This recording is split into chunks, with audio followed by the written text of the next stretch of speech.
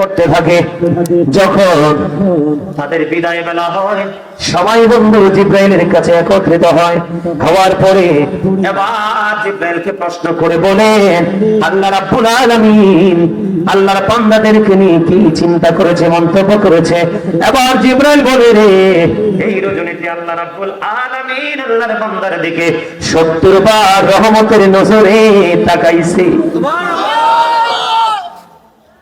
মুসাফা হয়েছে লাইলাতুল কদরের রাত্রিতে। আপনি কেমন করে বুঝবেন ফেরেশতারা, রহমতের ফেরেশতারা আপনার সাথে মুসাফা করেছে? এটা আপনি কেমন করে বুঝবেন? এটা বোঝার উপায় হলো রাসূল আপনাকে আমাকে বুঝিয়ে দিয়েছে।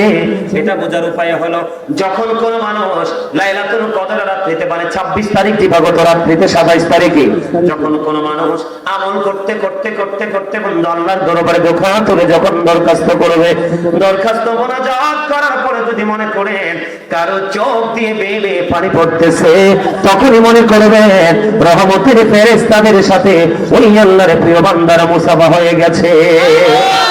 জোরে জোরে সুবহানাল্লাহ। আমার হযরতে ওমরের পুত্র উবাইদ, তিনি কি করলেন? কদরের রাত্রিতে জলযানে ভ্রমণ করতেছেন সমুদ্র। হঠাৎ করে ওনার মুখের মধ্যে একটা ফোঁটা নদীর পানি পড়লো। পানি পড়ার পরে উনি বুঝতে পারলেন যে পানিটা অত্যন্ত মিষ্টি, বেশি ভেরি সুইট। এবার তিনি চিন্তায় পড়ে গেল।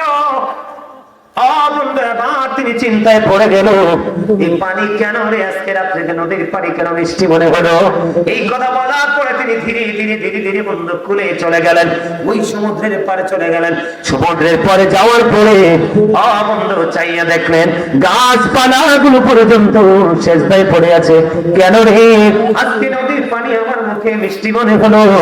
এবং কেন রে গাছপালা পর্যন্ত তারা কি করতেছে? সেজদায় পড়ে আছে। কেন রে, কেন রে? বন্ধু তল্লাশি করে দেখলেন এই সেজদায় পড়ে থাকার কারণ, মানে বন্ধু পানি মিষ্টি লাগার কারণ হলো এটা লাইলাতুল কদরের রাত, এই কারণে। কিন্তু বন্ধু মনে রাখবা, এই লাইলাতুল কদরে মা বাবার অবাধ্য সন্তানকে আল্লাহ ক্ষমা করবে না। কোন জাদুঘরকে আল্লাহ ক্ষমা করবে না, কোন শোধকে আল্লাহ ক্ষমা করবে না, কোন পরের হক নষ্টকারীকে আল্লাহ ক্ষমা করবে না। বলে ভয়ঙ্কর সমাজের মধ্যে দুইটা জিনিস বড় ভয়ঙ্কর রূপে রূপান্তরিত হয়েছে। একটা হলো সুদ, আর একটা হলো পিতা মাতার অবাধ্য হওয়া। ঠিক তো সবাই বলেন নাই, রাগ করছে? হ্যাঁ, আল্লাহ বলছে আবিল ওয়ালিদাইনি ইহসানা, মা বাবাকে ভালোবাসো। মরার পরে ভালোবাসতে পারবা, জিন্দা থাকলেও ভালোবাসতে পারবা। মরার পরে ভালোবাসা হলে মা বাবার জন্য দান সদকা করো, মিলাদ করো, মসজিদে দান করো, মাহফিলে দান করো, মাহফিলে উপস্থিত হও। আর মরার পরে জীবিত থাকলে তো খাওয়াইবেন, পড়াইবেন, যা চাই তা দিবেন শব্দের মধ্যে। ঠিক কিনা বলেন? আর জানে রাসূল বললেন হতভাগা সে, হতভাগা সে। কে গো নবী সেই হতভাগা? নবী বললেন যাদের পিতামাতা দুইজন আছে অথবা একজন আছে, তাদেরকে ভালোবেসে যদি জান্নাতি হতে না পারে, তার মতো হতভাগার কেউ হতে পারে না। রে বল্লাগীর যুবক, আমি তোমাদেরকে বলি রে, বাবা যদি টাকা চায় তুমি বিরক্ত হইও না। যদি উল্টা পথে খরচ করে তাহলে তুমি বাবাকে বোঝাবা। তার কারণ হলো একজন এসে নবীজিকে প্রশ্ন করলেন, ইয়া রাসূলুল্লাহ, আমার বাবা আমার সম্পত্তি নিজের মতো করে খরচ করতে চায়। এবার আমার রাসূল বললেন, তোমার সম্পত্তি না শুধু রে, তুমি নিজেও তোমার বাবার সম্পদ। জবাব ভাইরা, তোমরা বুঝতে পারছো নি? কথা বলে না কেন? বুঝতে পারছো নি? আমি তোমাদেরকে বলি যুবক, আমার নবী যখন মেরাজে গেলেন, মেরাজে যাওয়ার পরে জাহান্নামের দিকে নজর দিয়ে চায়া দেখলেন এক একটা মানুষ, এক একটা পেট, এক একটা মানুষের পেট এক একটা ঘরের মতো বড় বড়। জিবরাইলকে প্রশ্ন করলেন, ভাই জিবরাইল, এই ঘরের মতো বড় বড় পেট ওরা মানুষটা কে রে জিবরাইল? এবার জিবরাইল বললেন, ইয়া রাসূলুল্লাহ, এরা হলো দুনিয়ায় আপনার নামদারি সুদখোর উম্মত। এবার আমার রাসূল বললেন, এই বড় পেটের মধ্যে আমি নবী দেখতে পাই না, শুধু সাপ আর বিচ্ছু দেখা যায়। জোরে জোরে কন্যা নাউযুবিল্লাহ। বন্ধু, সুদ যারা খায়, সুদ যারা দেয়, মধ্যে যারা সাহায্য করে, সবার সমান অপরাধ। রাসূল জানিয়ে দিলেন সুদের 69টা স্তম্ভ। বন্ধুরে আমার, যেই ব্যক্তি সুদের মাধ্যমে 1 টাকা উপার্জন করলো, সেই যেন তার মায়ের সাথে 36 বার বন্ধু জিনা করলো। রাসূল বলেছেন লা তুকবালু সালাতুম বিগাইরি তুহুর ওয়ালা সাদাকাতুম মিন গুরুর, পবিত্রতা ছাড়া ইবাদত কবুল হয় না, হালাল টাকা না হইলে দানও কবুল হয় না। আর আপনাদেরকে আমাকে সচেতন থাকতে হবে কি হবে না? কথা বলেন না কেন? এই ওয়াজটা একটুখানি করলাম। ও বন্ধু, রাসূল বলে দিয়েছেন এমন রোজাদার আমাদের মধ্যে অনেকেই আছে যারা দিনের বেলা শুধু সে উপাসী রইল, আর কিছু তার নসিবে জুটলো না। রাতের বেলা সে রাত্রি জাগ্রত করলো, এই রাত্রি জাগরণটাই শুধু তার নসিবে জুটলো, দিনে এবং রাতে এক্সট্রা কোনো নিয়ামত তার নসিবে জুটলো না। কারণ কি? সে গালাগালি করেছে, বকাবকি করেছে, চোট খেয়েছে, পরের হক নষ্ট করেছে, সে কখনোই রোজাদার হতে পারে না। আমি আপনাদেরকে বলে দিই, কেউ যদি রমজান মাসে আপনাকে বকা দেয়, আপনি বলবেন আমি রোজাদার। কেউ যদি আপনাকে বলে, আপনাকে বকা দেয়, আপনি একটাই বলবেন আমি রোজাদার, আমি রোজাদার, আমি রোজাদার। বাকি কাজ বন্ধু আল্লাহর। ঠিক কিনা বলেন? বলেন। আপনারা জানেন কি জানেন কিনা জানি না, রাসূল বলে দিয়েছে আমাদের জন্য কত বড় নিয়ামত। রাসূল বলেছেন ইদা জাআ রমাদান ফাতিহাত আবওয়াবুল জান্নাহ ওয়া গুল্লিকাত আবওয়াবুন নার সুফিনাতিশ শায়াতিন। আমার রাসূল বলে দিয়েছেন যখন রমজান আগমন করে জান্নাতের দরজাগুলো খুলে দেওয়া হয়, জাহান্নামের দরজাগুলো বন্ধ করে দেওয়া হয়, শয়তানকে বন্দী করে দেওয়া হয়। কারণ আমরা বন্ধু 12 মাসে আমল করতে পারি না শুধু শয়তানের কারণে। কারণ এই শয়তান আমাদের প্রকাশ্য শত্রু, কিন্তু প্রকৃত মুমিন যারা, তাদের সম্পর্কে আমার আল্লাহ বলেছেন ইন্না কাইদা শাইতানি কানা দাঈফা। আমার আল্লাহ বলেছেন শয়তান ডিসেপশন ইজ ভেরি উইক। জোরে জোরে বলুন আলহামদুলিল্লাহ। যখন রমজান আগমন করে জান্নাতের দরজা খুলে দেওয়া হয়, জাহান্নামের দরজা বন্ধ করে দেওয়া হয়, শয়তানকে বন্দী করে দেওয়া হয়। যদি আপনি সব ধরনের অপরাধ বাদ দিয়ে বন্ধু সুন্দর করে রোজা রাখতে পারেন, আপনার জন্য স্পেশাল নিয়ামত হলো, রাসূল বলেছেন জান্নাতের একটা গেট আছে, সেই গেটের নাম হলো বন্ধু রাইয়ান। ওই কাল হাসরের দিন রোজাদাররা রাইয়ান নামক জান্নাতের গেট দিয়ে বন্ধু প্রবেশ করবে। রোজাদাররা ঢোকার পরে গেটটা ব্লক করে দেওয়া হবে। যেরকম না সুবহানাল্লাহ। বেশি বেশি করে দান করবেন। একটা কোরআন খতম পড়ালে 700 কোরআন খতমের সওয়াব পাবেন। একটা মিলাদ পড়ালে রমজানের উসিলায় 700 মিলাদের সওয়াব পাবেন। বন্ধু, আপনাদেরকে আমি বলে দিতে চাই, রমজান মাসে তারাবি কয় রাকাত পড়বেন? সকল সাহাবায়ে কেরামের ইজমা হয়েছে, সকল সাহাবায়ে কেরামের ইজমা হয়েছে তারাবি নামাজ 20 রাকাত। কাকমুল্লাহ বের হবে যুগে যুগে পৃথিবীকে ধ্বংস করার জন্য, শুধু বলবে নাই নাই নাই, বেদাত বেদাত বেদাত।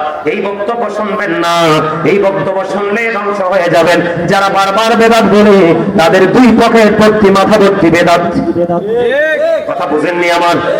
এখন বেদাত বলতে বলতে মানুষগুলোকে আমল থেকে দূরে সরিয়ে দিয়েছে। দেখবেন এই কাকমুল্লাহরা কেউ বলে 12 রাকাত, কেউ বলে 8 রাকাত। সাহাবায়ে কেরাম এত দামি, সাহাবায়ে কেরামের কুড়ার নিচের 3 আঙ্গুলের এক চিমটি মাটি যদি বন্ধু একটা পাল্লায় তোলা হয়, ওই কাউসে পাক থেকে ধরে কিয়ামত পর্যন্ত যত আল্লাহর ওলি পৃথিবীতে সৃষ্টি হবে, সকল আল্লাহর ওলিকে যদি একটা পাল্লায় তুলে দেওয়া হয়, সাহাবায়ে কেরামের কুড়ার নিচে 3 আঙ্গুলের এক চিমটি মাটির ওজন ভারী হয়ে যাবে। কারণ সাহাবীরা চর্মচক্ষু দ্বারা নবীকে দেখেছে, অন্তর দ্বারা নবীজির প্রতি বিশ্বাস শ্রদ্ধা করেছে, নিজের জান মাল সব নবীজির জন্য কুরবানি করে দিয়েছে। ওই সাহাবায়ে কেরাম যদি 20 রাকাত বন্ধু তারাবি পড়তে পারে, তাহলে আপনার আমার পড়ার দরকার আছে না নাই? আরো জোরে বলেন। আহলে সুন্নাত ওয়াল জামাত নবীকে ফলো করবে সাহাবায়ে কেরামের মধ্যে, ঠিক কিনা? সাহাবায়ে কেরামের মাধ্যমে, আর তাবেঈরা ফলো করেছেন এই সাহাবায়ে কেরামদের মাধ্যমে, ঠিক কিনা বলেন? এমনি করে করে করে করে আজ পর্যন্ত আমাদের কাছে ইসলাম এসেছে বন্ধু। আমি আপনাদেরকে বলি, কেউ বেদাত বললে আপনারা কি করবেন না, ক্ষান্ত হবেন না। আমার দিকে তাকান, বিরক্ত হননি? এই ওয়াজটার দরকার নেই? বেশি দরকার কিনা বলেন? আমি আপনাদেরকে বলি, নরমাল যদি কোনো একটা ইবাদত রমজান মাসে করেন, একটা ফরজ আমলের সমান সওয়াব দেওয়া হবে। নরমাল যদি একটা আমল আপনি করেন, একটা ফরজ আমলের সওয়াব হবে।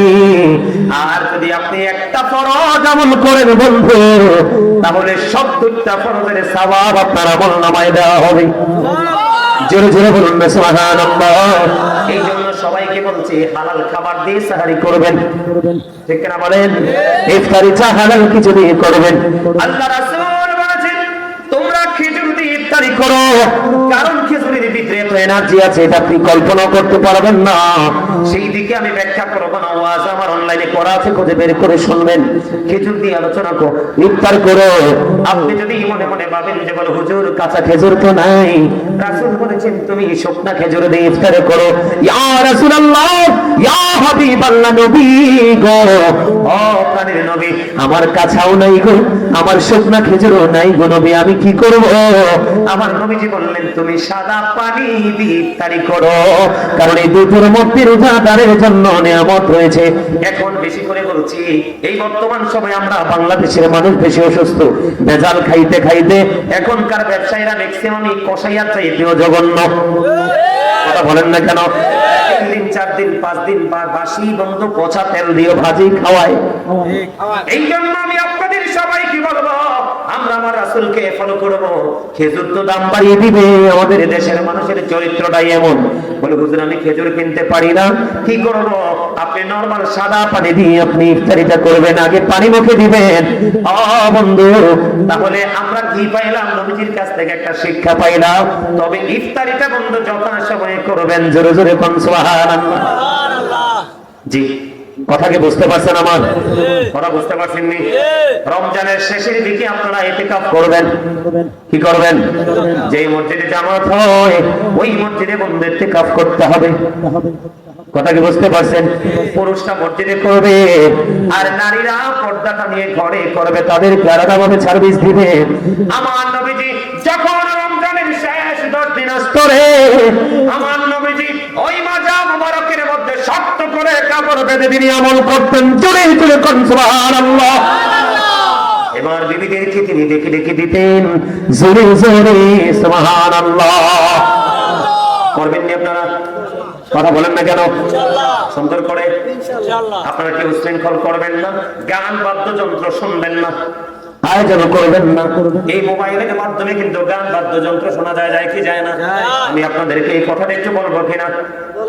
রাসূল বলে দিয়েছেন কিয়ামতের পূর্বক্ষণ এক শ্রেণীর মানুষের চেহারা বিকৃত হয়ে যাবে, মাটির মধ্যে তাকে গ্রথিতকরণ করা হবে। ইয়া রাসূলুল্লাহ, নবী কেন গো?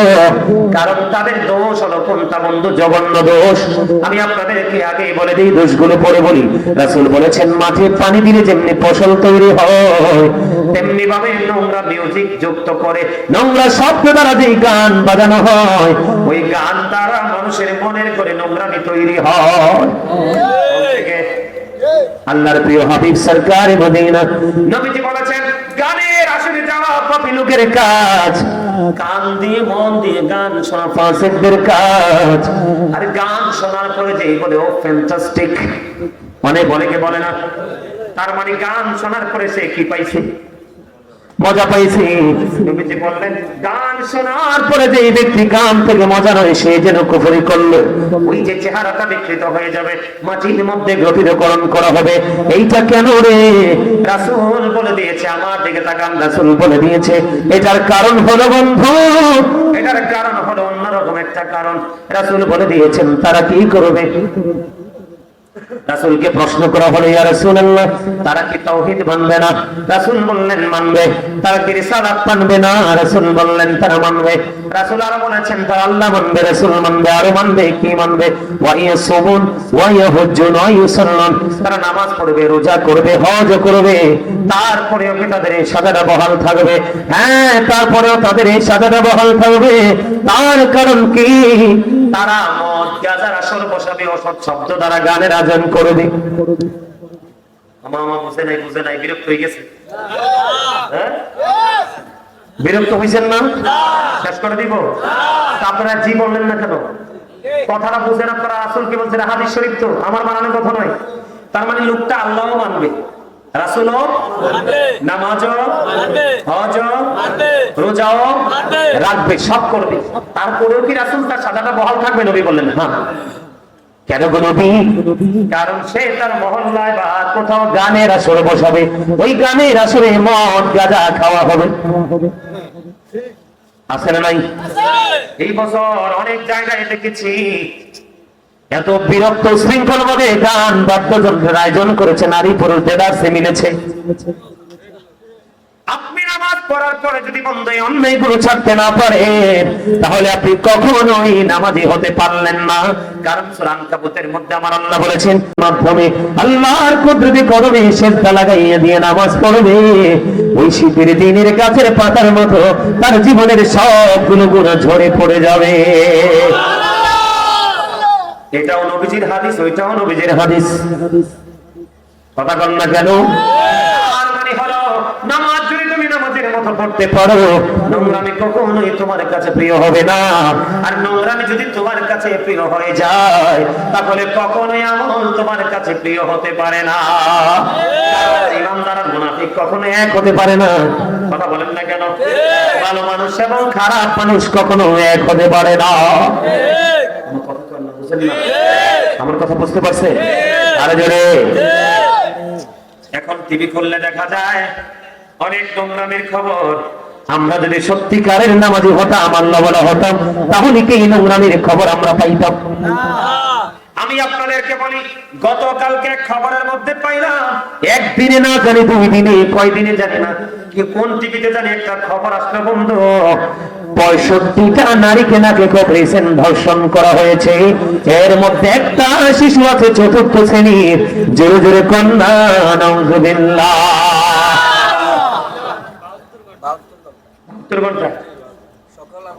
65টা নারীকে ধর্ষণ করা হয়েছে। এই ধর্ষকরা কি কোনো মায়ের উদর থেকে আসে নাই? কথা বলেন না কেন? একজন প্রফেসর, একজন ডক্টর, তিনি বন্ধু ফেসবুকে একটা পোস্ট করেছিল। আমার একজন ছাত্র আমাকে দেখিয়েছে, হুজুর একজন লেকচারার 100% এডুকেটেড পারসন একজন এই পোস্টটা করেছে, দেখেন। আমি বললাম কি, ওই দর্শকদের উদ্দেশ্যে তিনি একটা বক্তব্য দিয়েছে, রেপিস্টদের বিরুদ্ধে তিনি একটা বক্তব্য দিয়েছে। অনষ্ট চরিত্রের মানুষেরা, ক্যারেক্টারলেস পিপলেরা, তোমরা শোনো, কোন নারীকে ধর্ষণ করার আগে তোমরা মুখটা একটু ভালো করে দেখে নিও। হয়তো বা হতে পারে ওই নারীটা তোমার মা না হয়ে বোন। কথাটা ঠিক কিনা বলেন? আরো জোরে বলেন ঠিক কিনা?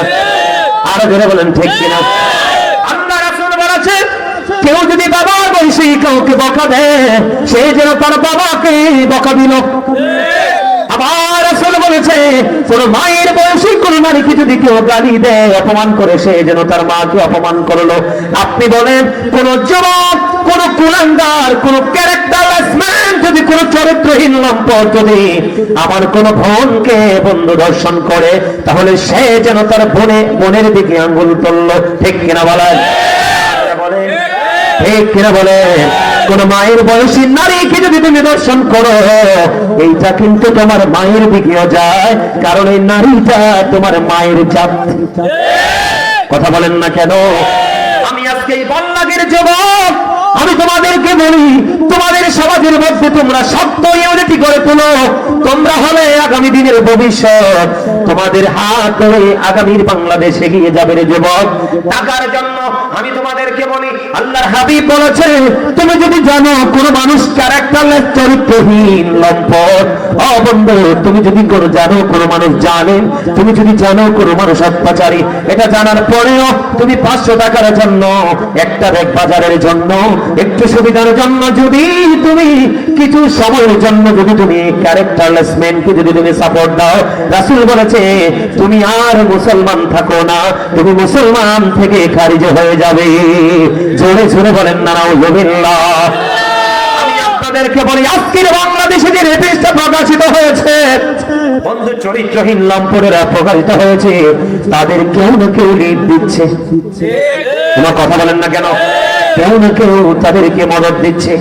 মনে রাখবেন, চুরি করার পরে মাল যদি লুকানোর জায়গা না থাকে, চোর চুরি করবে না। তার মানে অন্যায় করার পরে যদি প্রশ্রয় না পায়, সে কোনোদিন অপরাধ করবে না। আমার কথা ঠিক আছে নি?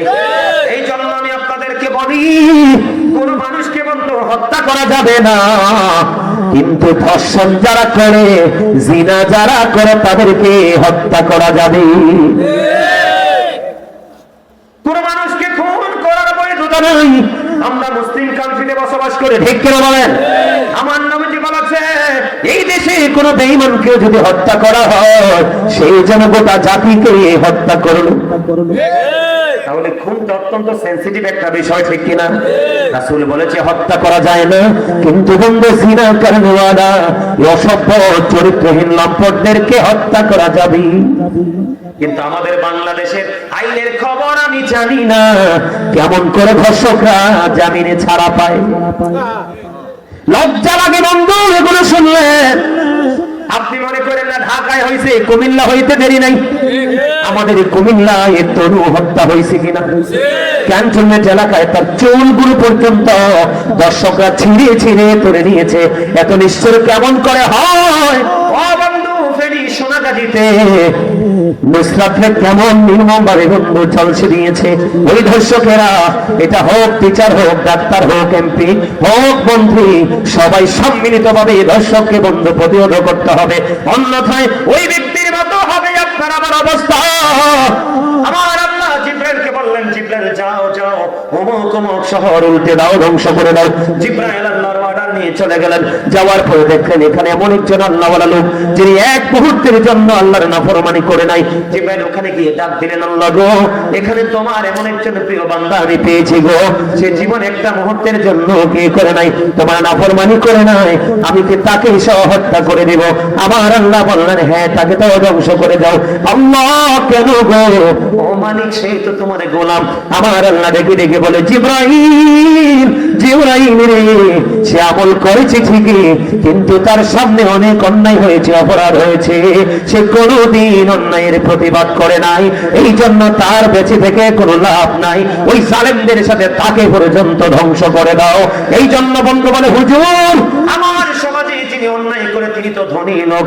আমার আল্লাহ রাসূল শিখিয়ে দিয়েছে, তোমাকে অপশন দিয়ে দিয়েছে, তুমি টাকা দিয়ে জালেমের মোকাবেলা করো, তুমি যদি এটা দিয়ে না পারো লাঠি দিয়ে মোকাবেলা করো। ও বন্ধু সম্মিলিতভাবে করো, কোনোভাবেই তুমি তাকে প্রতিহত করতে পারো না। নবীজি বললেন, তুমি তাকে দেখলেই তুমি থুতু নিক্ষেপ করো।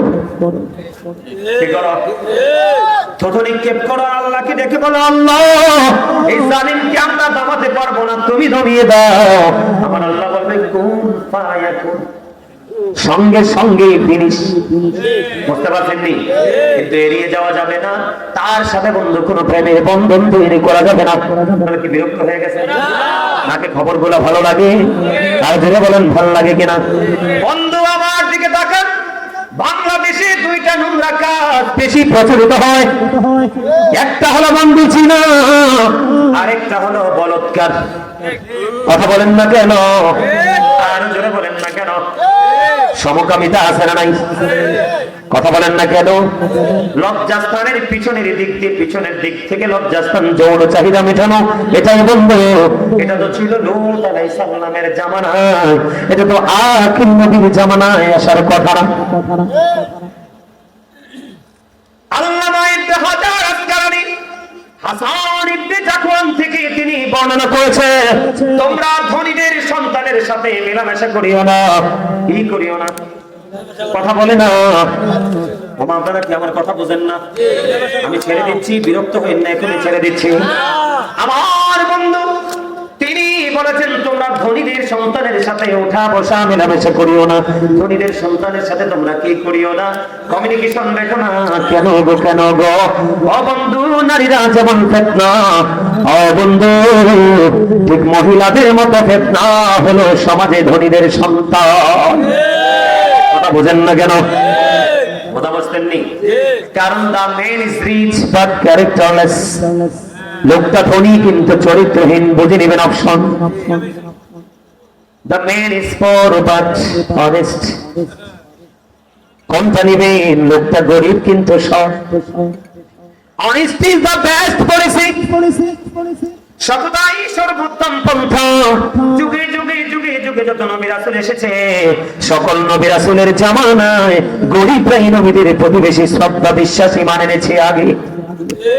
এই জন্য আমার নবী যখন জান্নাতে যাবে রে, বিশাল একটা দল সর্বপ্রথম আমার নবীর সাথে জান্নাতে ঢুকবে। এইটা হলো পৃথিবীর গরিব মানুষের দল। কারণ কি জানেননি? Not always happy. ধনীরা সব সময় সুখী নয়। The poor are born to suffer. গরিবরা জন্মগ্রহণ করেছে দুঃখ ভোগের জন্য। আপনার সমাজ বলেন, আমার সমাজ বলেন, ও বন্ধু, যে কোনো জেলা বলেন, যে কোনো ইউনিয়ন বলেন, আপনার গরিবরা যত সাফার করছে, যত যন্ত্রণা ভোগ করছে, সবগুলো কিন্তু সমাজের ধনী লোকের কারণে। আমার কিটা করতাম না, ঠিক ছেড়ে দিতে না, এটি তো কথাই কয় না রে, পিছনে দুর্বল, পিছনটা দুর্বল। আমার কথা কি আপনারা বুঝেন? বুঝলে আওয়াজ দেন না কেন? বলে সাফারটা কেমন করে বলেন? গরিবের বাড়ির আঙ্গিনায় বেড়া কাটা ধনীদের কাজ, যেটা আল্লাহ দিয়ে গরিবের সম্পদ করে নিয়ে আসা ধনী লোকের কাজ। সুদের টাকা সমাজের মধ্যে ছড়িয়ে দেওয়া এটাও বড় লোকের কাজ। কথা বলেন না কেন? একজন এমপি হবে, একজন মন্ত্রী হবে, একজন এসপি হবে, একজন ডিসি হবে, এর মধ্যে একজন টেরর লাগবে, মানে সন্ত্রাস লাগবে। সন্ত্রাস লাগবে। এখন সন্ত্রাসীর কাজ হলো তার মন চাই শুধু জিনা করতে। আমি আপনাকে সব ধরনের সহযোগিতা করব, কিন্তু আমাকে সুযোগ করে দিবে ওই মেয়েটাকে আমি পছন্দ করি, তার সাথে আমি অবৈধ সম্পর্ক করব। এখন এমপি হওয়ার জন্য ওই করে পরলোককে কি করলো? ডোনেশন দিয়ে দিল। গরিব তো মুখ চক্ষু লজ্জায় সমাজে বাঁচতে পারবে না, মুখটাও দেখায় না, আত্মহত্যা করে মারা যায়। ঠিক কিনা বলায়? কার কারণে? আপনি চাইয়া দেখেন, আমার রাসূল বলেছে, পৃথিবীর বুকে কেউ যদি 1 বিঘা পরিমাণ জায়গা জোর করে কারো কাছ থেকে দখল করো, তোমাকে কাল হাসরের দিন আমার আল্লাহ 7টা পৃথিবী তোমার গলায় মালা বানায়া ঝুলাইয়া দেওয়া হবে। এটা বহন করে করে তোমাকে চলতে হবে। লা ইয়ামুতু, মরতে পারবা না। People will not die that day, সেদিন মরতে পারবা না। ফিহা ওয়ালা ইয়াহইয়া, people will not be able to live that day, সেদিন মানুষ বাঁচতেও পারবে না। আল্লাহ বলেছেন, আল্লাহর যুবক, আল্লাহ বলেছেন, ওমা হুমান হাবি গায়িবিন, people will not be able to escape that day, সেদিন মানুষ সেখান থেকে পালাইতে পারবে না। তুমি দৌড় দিবে। আল্লাহ বলেছেন, ইন্না বাতশা রাব্বিকা লাশাদীদ, the seizing of Allah is difficult. আল্লাহর ধরা, আল্লাহর পাকড়াও বড় শক্ত। আল্লাহ শক্ত করে ধরবে, দৌড় দিতে পারবা না। ওয়াজ বুঝেননি? আমার জীবনে যেখানে যাই আমি দ্বিতীয়বার ওয়াজে যাই না, যাই না। এই কারণে আমি একদিনই ভালো করে আলোচনা করে আসি, বুঝাই আসি। এই ওয়াজ যদি বুদ্ধিমান হয় চিরজীবন স্মরণ রাখবে, আর স্টুপিড হলে কোনো লাভ নেই। আরে জোরে, আরে জোরে, আরে জোরে, আরে জোরে। দিদি পান তুলে দে, মাঝি হেলা করিস না, দে দে পান তুলে দে, মাঝি হেলা করিস না। ছেড়ে দে নৌকায় আমি যাব মদিনা, ছেড়ে দে নৌকায় আমি যাব মদিনা। গজল গাইতে লাগলে একটু একটু বাড়াই দিবা। হ্যাঁ হ্যাঁ,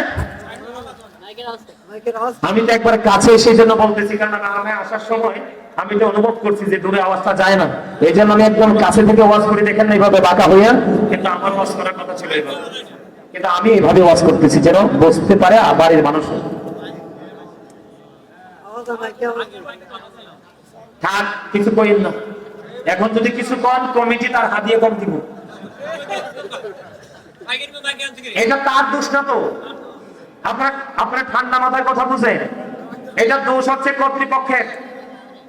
এই আমার দিকে তাকান, আমি 5 পাস করছি, আমি কথা বলবো 5 পাস হওয়ার মতো। এটা কি এর দোষ? মেশিনের পাওয়ার এইটুকু, মেশিনের পাওয়ার এইটুকু, এটা হে বানাই দিবি কোথা থেকে? সেইগুলো বোঝাবই আনছে, আপনি তো তারে দোষ দিলে হবে না। কিরে ভাই, ভুল কইছি আমি? মেশিন যতটুকু পাওয়ার আছে সে ততটুকু সার্ভিস দেবে। এবার আপনাকে মেইন করতে হবে কোনটা, যে কোনটা অনেক বেশি সাউন্ড দিবে। আমার তো সাউন্ড মামুনদের কাছে পৌঁছাইতে হবে। এখন এটা মাইকটা পাওয়ার, এমন এটা তার দোষ না। সাইন আমার এত কথা শোনার পরে খাওয়া দিয়ে কম দিয়েন না, 10 টাকা বাড়াই দিন। আলহামদুলিল্লাহ বলেন, আরো জোরে, আরো জোরে। তাহলে বড় লোকের সন্তান কি? বড় লোকের সন্তান নারীদের মতো ফেতনা।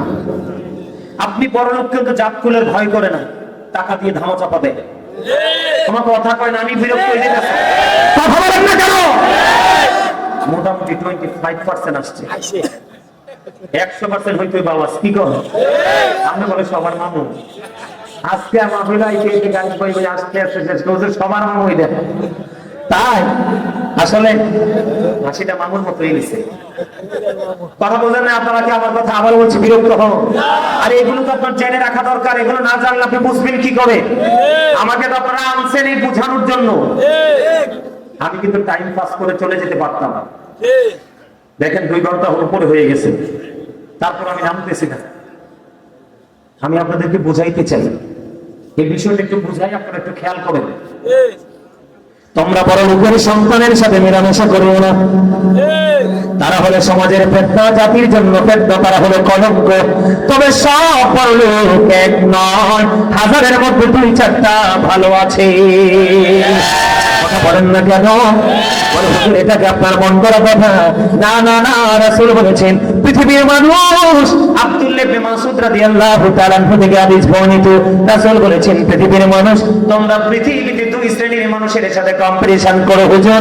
ওই মানুষগুলোকে আমার রাসূল বলেছেন, এক শ্রেণীর মানুষ হলো পৃথিবীর বুকে যে সুশিক্ষায় শিক্ষিত মানুষ আছে, যার শিক্ষার ছোঁয়া লাগলে সমাজ থেকে অন্ধকার দূর হয়ে যায়, ওই সমস্ত শিক্ষিত মানুষের সাথে কম্পিটিশন করো।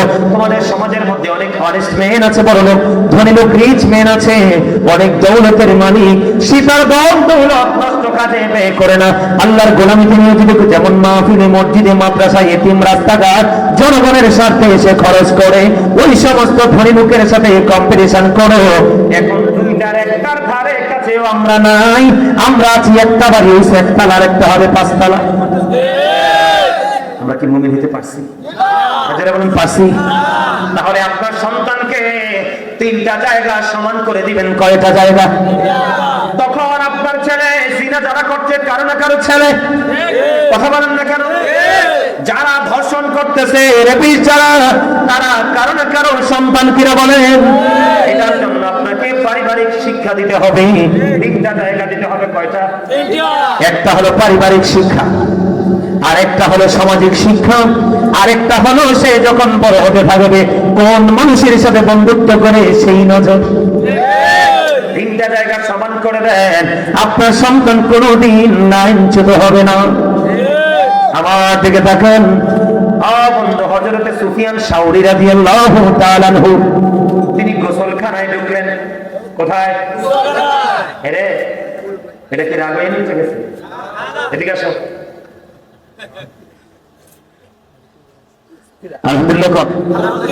সমাজের মধ্যে এরকম 2-1টা ফলাফল যদি থাকে, সমাজ কখনো নষ্ট হতে পারে না। বুঝেন নাই? শিয়ালির বাচ্চা 60টা, আর বাঘিনীর একটা। চোখ মিলে চাইলে শিয়ালির 7টা গর্ত না, গর্তের তলদেশে ঢুকে নেই পড়ায় একটা যুবকী সমাজকে একবারে পেইন করা যথেষ্ট। কথা বলে না কেন?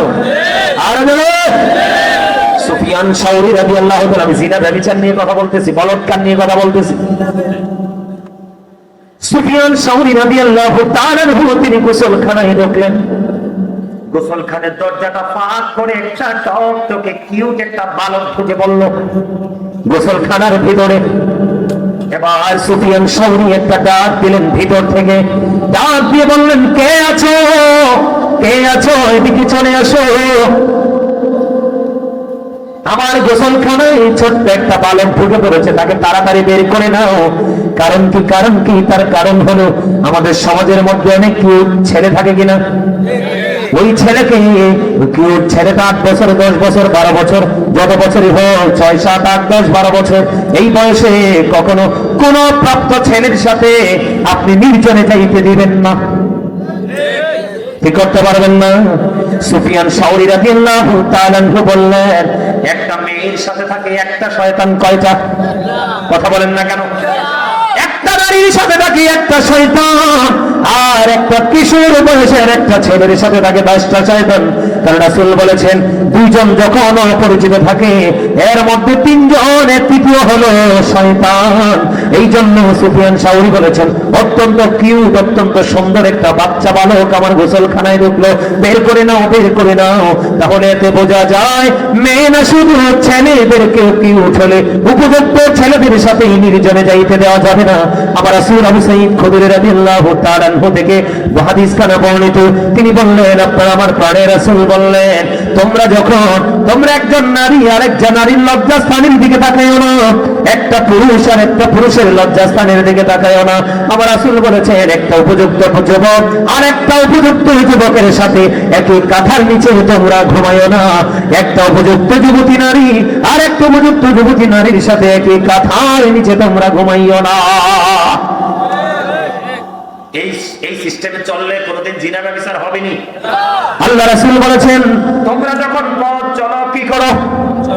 তোমরা যখন পথ চলো চক্ষুটাকে নিচু করে চলো, চক্ষুটাকে নিম্নগামী করে চলো। ইয়া রাসূলুল্লাহ আমি যদি চক্ষুটাকে নিম্নগামী করে চলি গো নবী, তাহলে আমার লাভটা হবে কি? আমার নবীজি বললেন হাদিস শরীফের মধ্যে এসেছে তুমি যদি চক্ষুটাকে নিম্নগামী করে রাখো, জীবনভর যদি এমনি চলতে পারো, আমি নবী তোমার জান্নাতের জামিন হয়ে গেলাম। কারণ কি জানেননি? জিনাল আইনুন নাজরু, চোখের জিনা হলো দেখা। চোখের পাপ কি? কথা বলে না। চোখের পাপ কি? চোখের পাপ হলো দেখা। আপনি যদি চক্ষুটাকে নিচু করে রাখেন নোংরা কোনো জিনিস চোখে পড়বে না। নোংরা কেন জিনিস যদি চোখে না পড়ে মনের ঘরে কখনোই ময়লা জমবে না। ময়লা যদি না জমে আপনাকে দিয়ে কোনোদিন কেউ পাপ করাতে পারবে না। আপনার আমার প্রাণের রাসূল বলে দিয়েছেন বন্ধু, আমার রাসূল বলেছেন আমার দিকে তাকাও যুবক, আমার দিকে তোমরা তাকাও, সুবর্ণ সুযোগ তোমাদের সামনে আছে। আমি তোমাদেরকে বলছি রে যুবক, আমার রাসূল বলেছে যেই ব্যক্তি দুই সোয়ালের মধ্যখান এবং দুই রানের মধ্যখানের দায়িত্ব নিতে পারবে, আমি নবী তার জান্নাতের দায়িত্ব নিয়ে নিব। কারণ মুখ দিয়ে মিশা কথা আসে, গীবত আসে, সকল পাপ হয় কি হয় না? আর লজ্জাস্থান দিয়ে জিনা হয়, ব্যভিচার হয়, বন্ধু সমকামিতা হয়। এই জন্য রাসূল বলেছেন প্রত্যেকটা ব্যক্তি দুই চুটের মধ্যখান সমানের দায়িত্ব নাও, তোমার লজ্জাস্থানের দায়িত্ব নাও, আমি নবী তোমার জান্নাতের দায়িত্ব নিয়ে নিব। ওয়াজ বুঝছেন নি এবার? আরো জোরে। এখন আপনি মনে মনে ভাবতে পারেন হুজুর গো জীবন ভর তো অন্যায় করে ফেলেছি গো হুজুর, এখন আমি কি করব? আমার নবী বলেছেন উম্মত আমি তো তোমাদের নবী রাহমাতাল লিল আলামিন, মদিনার কামলিওয়ালা ইমামুল মুরসালিন, আমার উম্মতগুলোর জন্য স্পেসিফিক ভাবে ক্ষমার দরজা ওপেনিং করা আছে।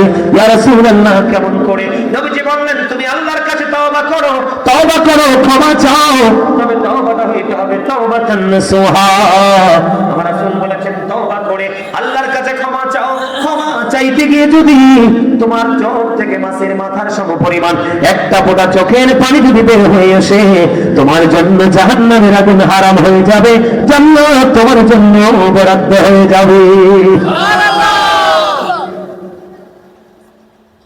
এই কন্ডিশন মানতে পারলে লাভ হবে না? লাভ হবে, লস হবে। আমাদের দেশে এইডস রোগ আছে না? এইডস হয় কিনা? হয় না? এই এইডস রোগ ওই ব্যক্তিদের হবে যারা জিনা ব্যভিচারের শেষে লিপ্ত হবে। নাউজুবিল্লাহ বলেন না কেন? কারণ লূত আলাইহিস সালামের জামানায় ছিল, এটা আখির নবীর উম্মতের জামানায় থাকার কথা না। এটার জন্য বাবা মারও দোষ আছে। বাবা কথা কয় না? বাবা মার দোষ আছে না? আপনি তো বোকা কেন? আল্লাহ রাসূল বলেছে 7 বছরের বাচ্চাকে নামাজের জন্য তাগিদ দাও, 10 বছর হলে বিছানা আলাদা করে দাও। এখন 10 বছরে যদি বাচ্চার বিছানা আলাদা করতে হয় তাহলে বোঝা যাবে এখানে কিছু একটা আছে। ঠিক কথা কয় না? এখন ফোলা মাস্টার্স করে, ফোলা বিয়ে করে, ঠিক? ছেলে মাস্টার্সে করে, ছেলেদের বিয়ে করে না। কি হয়েছে? কষ্ট একটু গ্রাজুয়েশন করতেছে তারপরে বিয়ে করাবে। এর মধ্যে তো অনেক নারী ইজ্জত নষ্ট করে ফেলবে। কথা বলেন না কেন? আপনি বোঝেন না কেন? আপনি না পুরুষ।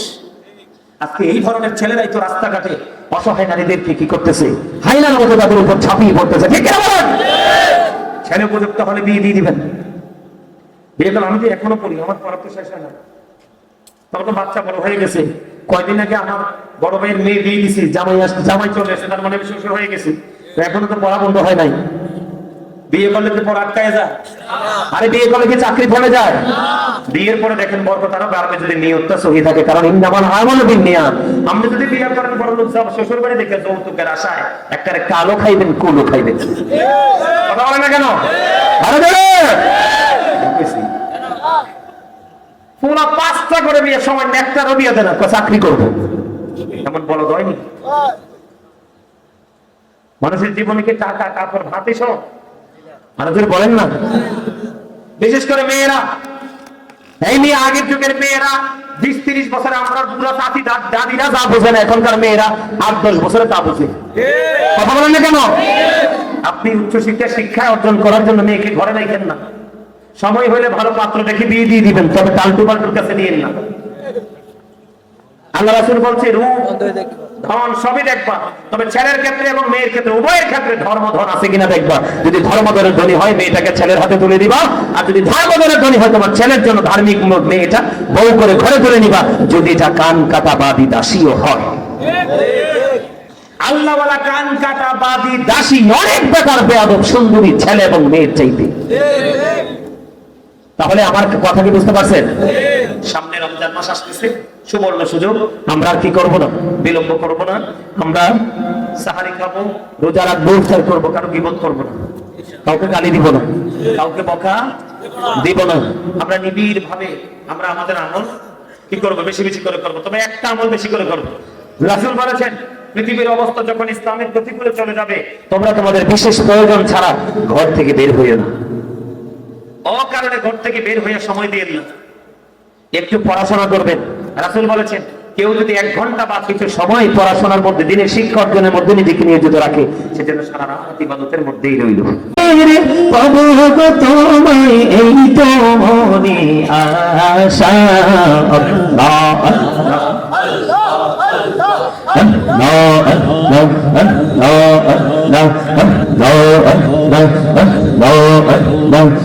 জনদাতি একলা যখন ভাবি তোমায় নিয়ে, হৃদয়টাকে শীতল করি, হৃদয়টাকে শীতল করি চোখের জল দিয়ে।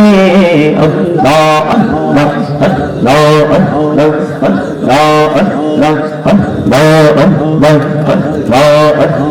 জীবন বড়িয়া করছি রে গোনা, জীবন বড়িয়া করছি রে গোনা, ক্ষমা করে দাও রে দয়াল, ক্ষমা করে দাও। ক্ষমা করিয়া কবুল করে নাও রে দয়াল, কবুল করে নাও।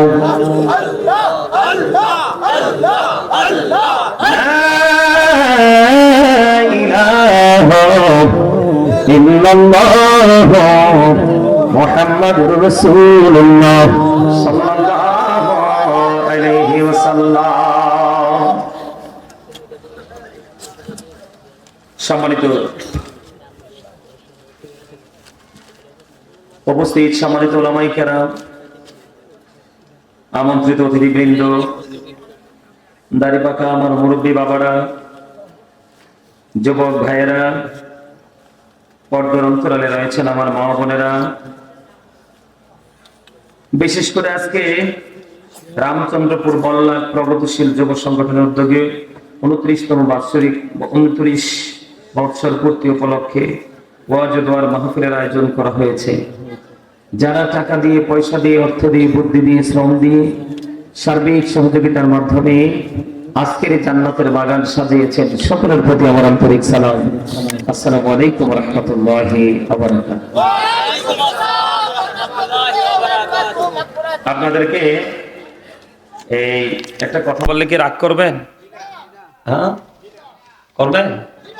কারণ হক কথাটা কিন্তু সব সময় মিষ্টি হয় না, ম্যাক্সিমাম সময় কিন্তু হক কথাটা তিতা হয়। কি হয়? কথা কয় না, এটা আমার আল্লাহ কুমরন কথা কি তিতা তিতা, কিন্তু আল্লাহ এটা হচ্ছে হাদিস শরীফ, রাসূল বলেছেন। আর আল্লাহ রাসূল কি বলেছেন? আল্লাহ রাব্বুল আলামিন কি বলেছেন? আল্লাহ বলেছেন কি জন্য? কথা বলার জন্য। চাচা উত্তর তো সঠিক হয় নাই, আল্লাহ জিকির করার জন্য। Thank you. দেখছেন না ওই কর্নার থেকে পিচ্ছি বলছে কি আল্লাহ জিকির করার জন্য, এটাই বাস্তব। আপনাকে কিন্তু আল্লাহ বুট, বাদাম, চা, কফি, মানে যেই কোনো খাবার, এবং চা দোকানে বসে বসে চা খাবার, মানুষের বদনাম করব, বিশেষ করে বন্ধুরা একসাথে হয়ে কোলাহল কোনো পরিবেশে গিয়ে অপ্রাসঙ্গিক, অগ্রহণযোগ্য কথাবার্তা বলবো, এটার জন্য কিন্তু আল্লাহ আপনাকে আমাকে জবান দেয়নি। জবান দিয়েছে কি জন্য? আল্লাহ বলেছেন remember me then I will remember you. আল্লাহ রাব্বুল আলামিন বলেছেন remember me then I will remember you. আল্লাহ বলেছেন ফাযকুরুনি আযকুরুকুম, তোমরা আমাকে স্মরণ করো, আমি তোমাদেরকে স্মরণ করব। জোরে জোরে পড়ো সুবহানাল্লাহ। আর জোরে। এরপরেও বুঝেন না কি করতে হবে? হবে কি হবে না? কি করার জন্য কি করতে হবে? জিকির করতে হবে, কারণ জিকির করা ফরজ। যারা জিকির করে তারা জিন্দা, যারা জিকির করে না তারা মুর্দা। মানে যারা জিকির করে তারা জীবিত, যারা জিকির করে না তারা মৃত। কেন? এই জায়গাটা নিয়ে একটু কথা বলি। কারণ মানুষের আসল কিন্তু তার এই দেহটা না, মানুষের আসল হলো তার আত্মাটা। কোনটা? আমাদেরকে দেখান কোনটা? মুমিন প্রত্যেকদিন দুই ধরনের খাবার সংগ্রহ করতে হয়। কয় ধরনের? দুই ধরনের। একটা হলো দেহের, যেটা নিজের ঘরে গেলে, বাড়িতে গেলে, রাস্তাঘাটে গেলে, যেখানে সেখানে গেলে আমরা কি পাই? খাবারটা পাই। খাবার থেকে কি আসে? দেহের শান্তি আসে, ঠিক কিনা বলেন? আরেকটা খাবার আছে রুহের। কিসের? রুহের। দেহেরটা কিন্তু দেখা যায়, হাতে দিচ্ছি, মুখে দিচ্ছি, চিবিয়ে খাচ্ছি, এটা কিন্তু দেখা যায়, কিন্তু রুহেরটা দেখা যায় না। দেহের খাবার কিন্তু পৃথিবীর যেই কোনো জায়গায় যান আপনি পাবেন, কিন্তু রুহের খাবার, রুহের মার্কেটিং, রুহের বাজার কিন্তু যেই কোনো জায়গায় পাওয়া যায়। যায়? কথা বলেন যায়? যায় না। আজকে আপনারা যে এখানে আসছেন, এটা হচ্ছে রুহের মার্কেটিং করার জায়গা। কিসের জায়গা? আমি আপনাদেরকে বলি, ইবাদত, খাবার খাইলে কি পেট ভরে না? শরীর শান্ত হয় না? খাবার, দুনিয়ার খাবার খাইলে শরীরে শান্তি আসে। আর রুহের খাবার যেটা, মানে আমল, জিকির, এটা করলে প্রশান্তি এসে কোথায়? আত্মায়। আপনি নামাজ পড়ার পরে যদি মনে করেন যে আমার আজকে শান্তি লাগছে, ভাল লাগছে, নামাজ পড়তে গেলেন, বের হওয়ার পরে যদি বুঝেন যে আমার নামাজ পড়ে শান্তি লাগছে, তাহলে মনে করবেন যে আপনার রুহের খোরাক আপনি দিতে পারছেন, আল্লাহর কাছে আমলটা কবুল হয়েছে। কেন বললাম? আমি কিন্তু জিকির, আপনারা অনলাইনে আমার জিকির দেখছেন কিনা জানি না, আপনারা কেউ আমার আলোচনা শুনছেন কিনা আমি সেটাও জানি না।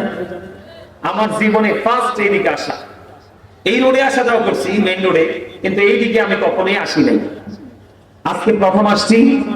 আসার পরে আমার কাছে মনে হয়েছে আপনারা একটু দুর্বল, ভেরি উইক। কিন্তু আপনারা দুর্বল হলে চলবে? আপনাদেরকে স্ট্রং হতে হবে, স্ট্রংলি কথা বলতে হবে। কি করতে হবে? এক্সপেরিয়েন্স ম্যান হিসেবে আপনাদেরকে প্রিপেয়ার করতে হবে, প্রস্তুত করতে হবে। কোন ক্ষেত্রে? ইমানদার হিসাবে আমরা আল্লাহকে চাই, চাই কি চাই না? এখন আল্লাহকে যদি চাই, আমাদেরকে নির্দিষ্ট একটা কন্ডিশনের মধ্য দিয়ে এগোতে হবে। আপনি আমি কিন্তু এলোমেলো ভাবে এগুলো কিন্তু আমরা কি করতে পারবো না, সফল হতে পারবো না। পারবো? আর জোরে বলেন পারবো? ওমা, কথা বল না কেন? আমার সাথে রাগ করছেন? হুজুরদের সাথে রাগ করলে লস। এই বলবো নি কেমন লস? বলতাম হাদিসটা কি সাইয়ে সাইয়ে পড়তাম না সাইয়ে পড়তাম? সাইয়ে পড়তাম। সাইয়ে পড়ে আছে যেহেতু মোবাইল দিয়ে, সাইয়ে পড়লে একটু সব বেশি পাবো, যদিও এনতে সাইয়ে পড়া বেদাত। কিন্তু এই বেদাত ছাড়া উপায়? কথা কয় না কেন? এটা কি? এটা থেকে দেখে দেখে পড়া কি? কথা কয় না? বেদাত। কিন্তু এই বেদাত ছাড়া কি উপায় আছে? কথা কয় না? আমাদের ইসলামের অনেক কাজই আমরা করি নবীর প্রেমে পড়ে, কিন্তু মোল্লারা বেদাত ফতোয়া দেয়, কিন্তু এটা যে বড় বেদাত এটার কথা একবারও কয় না। কারণ কথা কয় না কেন? বুঝেন নাই?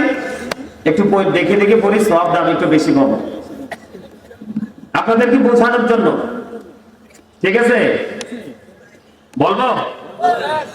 আপনারা কি আমার সাথে মহব্বত করে আওয়াজ দিবেন নাকি মহব্বত ছাড়া আওয়াজ দিবেন? আমাদের দুরূদ আর জিকিরে তো মনে হয় না মহব্বত আছে বললা। হ্যাঁ, এই আমার আলোচনা শুনতে হলে শর্ত মানতে হবে। কি করতে হবে? শর্ত দিব। আর বেড়ে এই মুরব্বী কলিবুদ্দি, এমনি এমনি কোনায় কোনায় হাঁটা যাবে না। স্টেজে আসেন, এটারে এই জন্য ডাক দিচ্ছে, এটা কিন্তু আইয়ে না, এটা আবার যাই গেছে কি লিখি ওই আউটসাইড দিয়ে একটা যাচ্ছে। এই এটা মনে হয় পরিচিত, এই কারণে হ্যাঁ বলছে, এটা তো দোষ আমি মনে করি না, কারণ ওর বয়স সেম টু সেম। আমার দিকে তাকান, হুজুরদের সাথে শত্রুতা করা যাবে না, তাদের সাথে প্রেম করতে হবে। আর এই প্রেম আপনার জন্য কত ইজি করে দিবে আল্লাহকে পাওয়া, এটার একটা প্রমাণ বুখারী এবং মুসলিম শরীফ থেকে। আমি বলি, বিসমিল্লাহির রহমানির রহিম।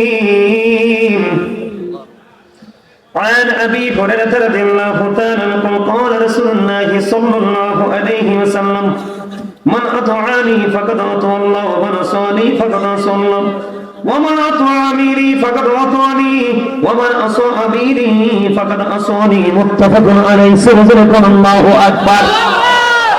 হযরত আবু হুরায়রা রাদিয়াল্লাহু তাআলা আনহু থেকে হাদিস কানা বর্ণিত, আমার নবী, আপনার নবী, দু জাহানের বাদশা নবী, রাহমাতুল লিল আলামিন, ওনার পবিত্র জামান মুবারক দ্বারা তিনি পবিত্র হাদিস কানা বর্ণনা করেছেন, যে হাদিসটা এসেছে বুখারী এবং মুসলিম শরীফের মধ্যে। বন্ধু, কেন আপনি আলেমদেরকে ভালোবাসবেন এটা বোঝানোর জন্য।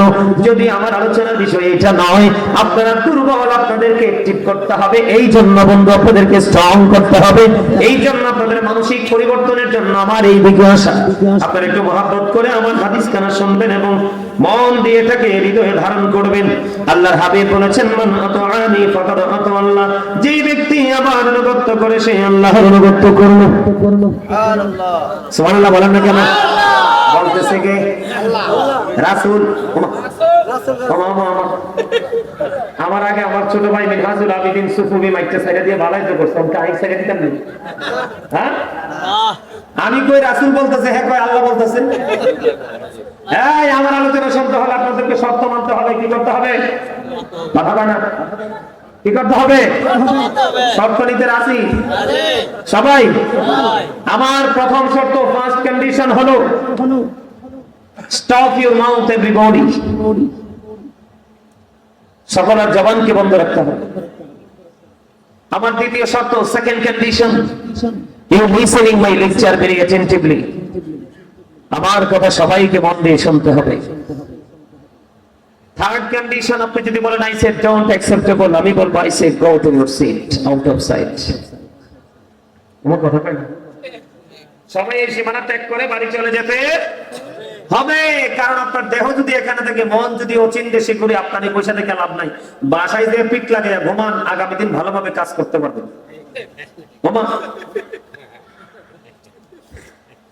আপনারা কি হাসতেও পারেন না?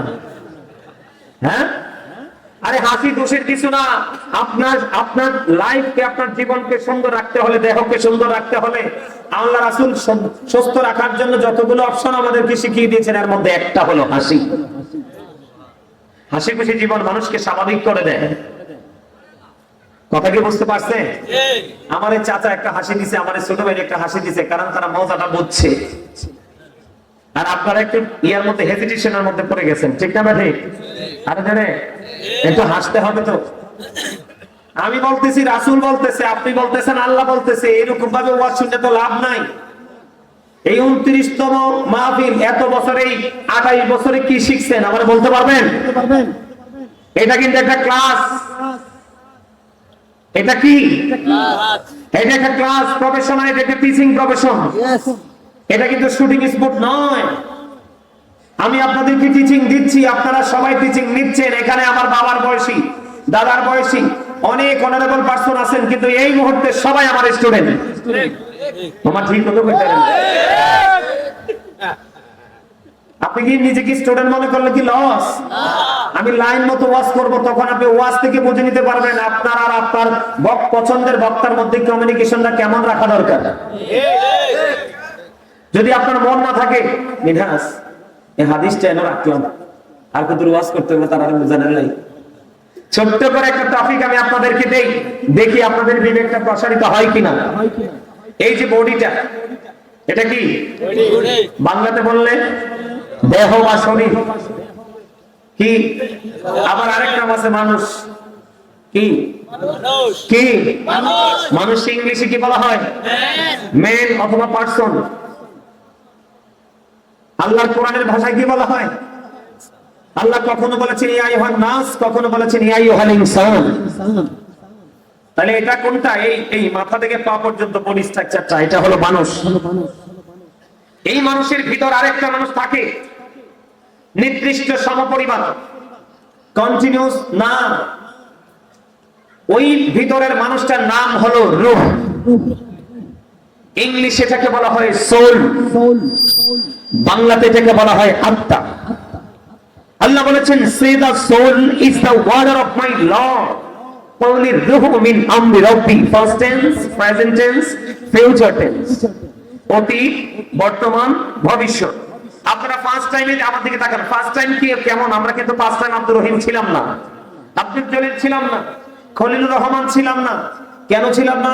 ফার্স্ট টাইম আমাদের কন্ডিশনটা এমন ছিল, রূহটা ছিল আলমে আরোহে আল্লাহর আরশের চারপাশে, রূহের জগতে, আর দেহটা ছিল। রাসূল বলেছেন ওমান সানি ফাকাদ সাল্লা, যে ব্যক্তি আমার অবাধ্য করে সে আল্লাহর অবাধ্য করলো। তার মানে রাসূল মানলে আল্লাহ বড় হয়ে যায়, রাসূলের অবাধ্য হলে আল্লাহর অবাধ্য হয়ে যায় অটোমেটিক্যালি। কে বলতেছে? আপনার আমার প্রাণের রাসূল। এরপরে সেকেন্ড টাইম রাসূল কি বলেছে দেখেন, রাসূল বলেছেন ওমান আতা আমিরি ফাকাদ আতানি, যে ব্যক্তি আমার আমিরের অনুগত করে সে আমার অনুগত করলো। এরপর রাসূল বলেছেন ওমান আসা আমিরি ফাকাদ আসানি মুত্তাফাকুন আলাইহি, যে ব্যক্তি আমার আমিরের অবাধ্য করলো সে আমারই অবাধ্য করলো। তার মানে মজার জায়গা বন্ধু, আল্লাহ রাসূল বলে দিয়েছেন যেই ব্যক্তি আমার, আমি মানে কি? নবীজি নিজের কথা বলেছে। কার কথা? নবীজি নিজের কথা বলেছেন, যে ব্যক্তি আমার অনুগত করে সে আল্লাহর অনুগত করলো, যে আমার অবাধ্য করে সে আল্লাহর অবাধ্য করলো। ফার্স্ট টাইম রাসূল এইভাবে বললেন। আর সেকেন্ড টাইম আপনারা যারা সাধারণ মানুষ, অতি সহজে সরল মানুষ, আপনাদের বাঁচানোর জন্য নবীজি রাস্তাটাকে সহজ করে দেখিয়ে গেছেন বন্ধু। এর মধ্যে রাসূল বলেছেন ওমান আতা আমিরি ফাকাদ আতানি, যে ব্যক্তি আমার আমিরের অবাধ্য করেছে, যে আমার আমিরের অনুগত করেছে আমার অনুগত করলো। তার মানে আপনি যদি কোন হক্কানি আলেমকে, আল মদিনা ওয়ালার পাগল কোন হক্কানি আলেম, কোন হক্কানি আল্লাহর ওলিকে যদি ভালোবাসতে পারে, তাকে অনুসরণ অনুকরণ করতে পারে, ওই ভালোবাসা হয়ে যায় মদিনা ওয়ালার সাথে। আর মদিনা ওয়ালাকে যখন আপনি ভালোবাসবেন, ওই ভালোবাসার মধ্য থেকে অটো আল্লাহর সাথে আপনার মধুর বন্ধন তৈরি হয়ে যাবে। এরপরে রাসূল বলেছেন ওমান আসা আমিরি ফাকাদ আসানি, রাসূল বলেছেন যে আমার আমিরের অবাধ্য করে সে আমার অবাধ্য করলো। তার মানে হক্কানি কোন আলেমের অবাধ্য যদি আপনি হন, তাহলে যেন রাসূলের অবাধ্য হয়ে গেলেন। রাসূলের অবাধ্য করলে বন্ধু আপনি আল্লাহর অবাধ্য হয়ে গেলেন, ঠিকানা হবে জাহান্নাম। তাহলে আলেমদের দাম পাইছেন নি খুঁজছে? আরো জোরে বলেন না কেন? পাইছেন নি খুঁজছে? আল্লাহ রাব্বুল আলামিন কোরআনে বলতেছে ইন্নামা ইয়াখশাল্লাহা মিন ইবাদিহিল উলামা, পৃথিবীর বুকে যত মানুষ আছে সকল মানুষের মধ্যে আল্লাহকে সত্যিকারের ভয় করে হক্কানি আলেমরা। কারা? হক্কানি আলেমরা। কারা? আরো জোরে বলেন। এখন হক্কানি আলেমদের সাথে প্রেম করলে কি হবে? আল্লাহ নিজে ওয়াজ করতেছে, কোরআন খুলে দেখলাম। আল্লাহ রাব্বুল আলামিন বলতেছে join with my dear people, come to my paradise. আল্লাহ বলতেছেন ফাদখুলি ফি ইবাদি ওয়াদখুলি জান্নাতি।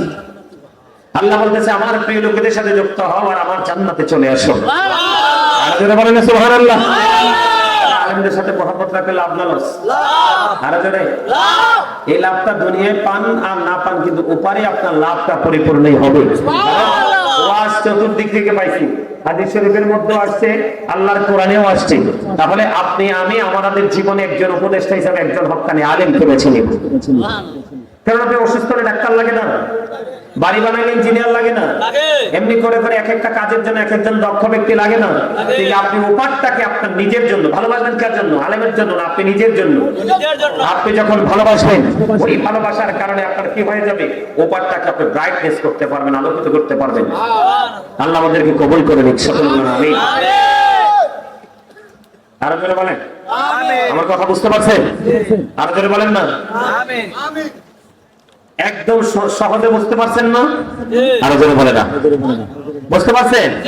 আমি একটা আজকে হেডলাইন দিয়েছি ওয়াজের, ইয়া আইয়ুহাল্লাযীনা আমানু কু আনফুসাকুম ওয়া আহলিকুম নারা।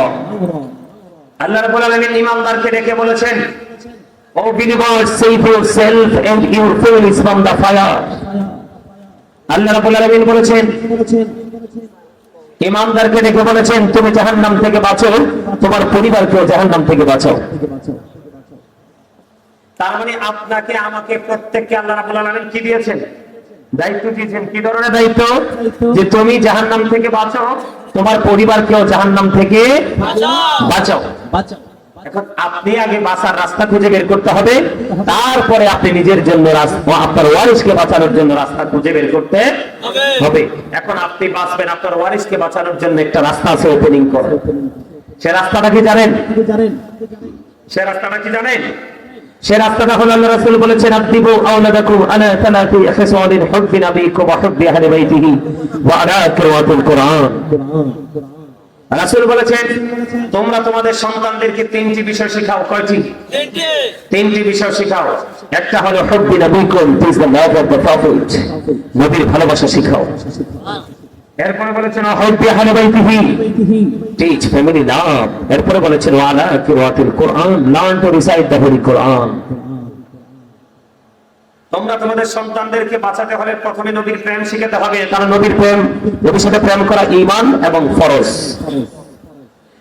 নবীর আহলে বাইতকে ভালোবাসা ঈমান এবং ফরজ। এরপর আপনাকে কি করতে হবে? কোরআন তেলাওয়াত শিখাতে হবে, কারণ আইনের ভান্ডার আপনি যদি না জানেন তাহলে কিন্তু আপনি কখনোই সফল হতে পারবেন না। ঠিক না বলেন? আমি যদি প্রথমে স্টার্টিংটা এইভাবে করি, আপনারা একটু মন দিয়ে শোনেন। আমি দুরূদ পড়ার সময় কিন্তু দুরূদটা মজা হয় নাই, হইছে? আমি আপনাদেরকে বলি, বন্ধুরে আমার নবী, আপনার নবী, জাহানের বাদশা নবী, রাহমাতুল লিল আলামিন, তিনি বন্ধ করে দিয়েছেন, কেউ যদি মদিনা ওয়ালার সাথে প্রেমের ডোরি লাগাইয়া প্রত্যেকটা জুমার দিনে যদি মাত্র 80 বার যদি দরদ করতে পারো, আমার আল্লাহ খুশি হয়ে তার 80 বছরের সগীরা গুনাহ মাফ করে দেয়। নবী শরীফের মধ্যে হাদিস কানা বলবো, হাদিসের রাবী হলেন হযরত আনাস রাদিয়াল্লাহু তাআলা আনহু। আমার নবী, আপনার নবী রাহমাতুল লিল আলামিন, নবী তিনি বলে দিয়েছেন, কেউ যদি মদিনা ওয়ালার সাথে প্রেমের ডোরি লাগাইয়া প্রতিদিন যদি মাত্র 1000 বার যদি দরুদ পড়তে পারে, জান্নাত না দেখা পর্যন্ত তোমার মরণ হবে না। রাসূলুল্লাহ বলে দিয়েছেন, রাসূলুল্লাহ বলে দিয়েছেন, এই পৃথিবীর মধ্যে রাসূলকে ভালোবেসে তোমরা যে যত বেশি দরুদ পড়বে, কাল হাসরের দিন নবীকে তোমরা তত বেশি কাছে পাবে। নবীকে যদি তুমি কাছে পাও, তোমার আর কোনো কিছুর জন্য টেনশন করতে হবে না। ঠিক কিনা বলে? কারণ রাসূলকে প্রশ্ন করে হলো, ইয়া রাসূলুল্লাহ, ইয়া হাবিবাল্লাহ, নবী গো, আপনার নবী, কিয়ামত কখন হবে গো নবী? আমার রাসূল বললেন, কিয়ামতের জন্য কি প্রস্তুতি নিয়েছো? ইয়া রাসূলুল্লাহ, ইয়া হাবিবাল্লাহ, নবী গো, আপনার নবী কিয়ামতের জন্য কোনো প্রস্তুতি নিতে পারেনি, তবে আল্লাহ এবং আল্লাহর হাবিবকে ভালোবাসি। এই কথা বলতে দেরি আপনার আমার প্রাণের রাসূল তিনি বলে দিয়েছেন, তুমি যাকে ভালোবাসবা তার সাথে তুমি থাকবা।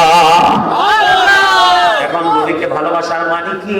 সর্বপ্রথম যদি বলি নবীকে ভালোবাসতে হবে, এটা আমার কথা নয়। আমার আল্লাহ কোরআনে বলেছেন, মাইয়ুতি'র রাসূল ফাকাদ আতাল্লাহ। আমার আল্লাহ বলেছেন, হি হো অবিস দা আফসিল অবিস আল্লাহ, যে ব্যক্তি রাসূলের নির্দেশ মানলো সে যেন আল্লাহর নির্দেশ মানলো। ইহুদি খ্রিস্টানের একটা ধর্মগ্রন্থ, যেটাকে ইংলিশে বলা হয় দা নিউ টেস্টামেন্ট, ওটা তারা প্রমাণ করতে চেয়েছে। তারা বলেছে, he that love is not now with not god, for god is love. এরা বলেছে, যেজন প্রেম করে না সেজন আল্লাহকে জানে না, ফর গড ইজ লাভ, আল্লাহই প্রেম। কিন্তু আল্লাহ রাব্বুল আলামিন না, কাছে এই ভালোবাসাটা পছন্দ হয়নি, এই বক্তব্যটা পছন্দ হয়নি।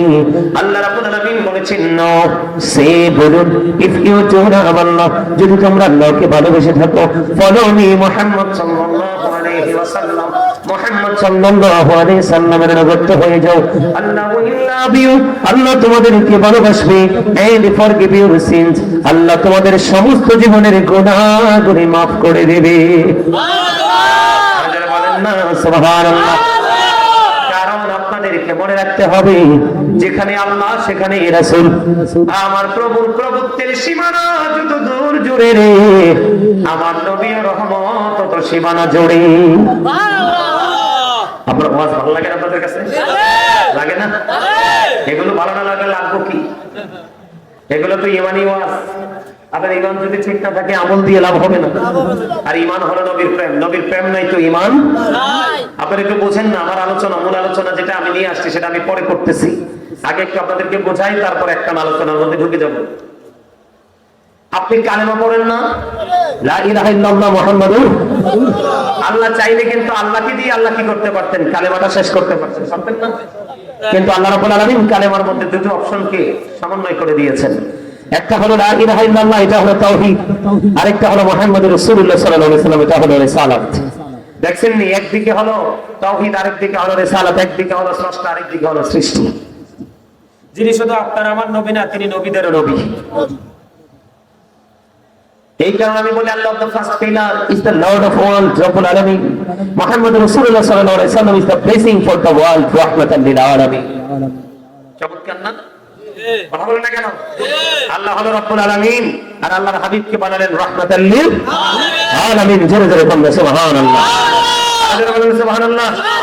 মহব্বতে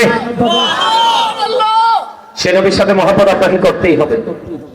সাহাবায়ে কেরামের প্রেমটা কেমন ছিল, আমি দুই চারটা কথা বলে আমি কিভাবে আমল করব সেই বিষয় নিয়ে আলোচনা করব। আমার নবীজি তাবুক হাদিস শরীফের মধ্যে এসেছে, বন্ধু, আমার নবী তাবুক যুদ্ধের পূর্বে বললেন তোমরা দান করো। এবার ইসলামের দ্বিতীয় খলিফা হযরত ওমর, তিনি মনে মনে চিন্তা করলেন, দেখেন তারা রাসূলকে কেমন করে ভালোবাসতেন।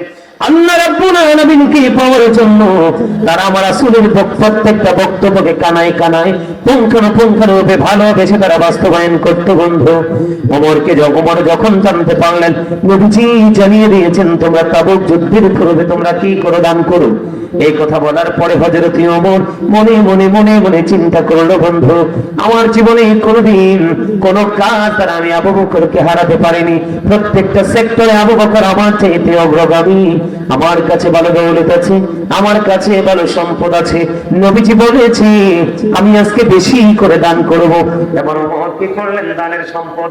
এবার হযরত ওমর বন্ধু দৌলতী নবীজির দরবারে এসে হাজির। আমার আপনার প্রাণে নবীজির কাছে আসার পরে নবীজি প্রশ্ন করলেন, ওমর তুমি কি নিয়ে এসেছো? ইয়া রাসূলুল্লাহ, আমার যে সম্পদ ছিল আমি অর্ধেক নিয়ে এসেছি। তোমার ফ্যামিলি পরিবারের জন্য তুমি কি রেখেছো? ইয়া রাসূলুল্লাহ, ইয়া হাবিবাল্লাহ, নবী গো, ও প্রাণের নবী, আমি আমার ফ্যামিলি পরিবারের জন্য অর্ধেক রেখে এসেছি। ওমরের ফয়সালা হয়ে গেল। এবার বন্ধু আবু বকর চলে আসলো।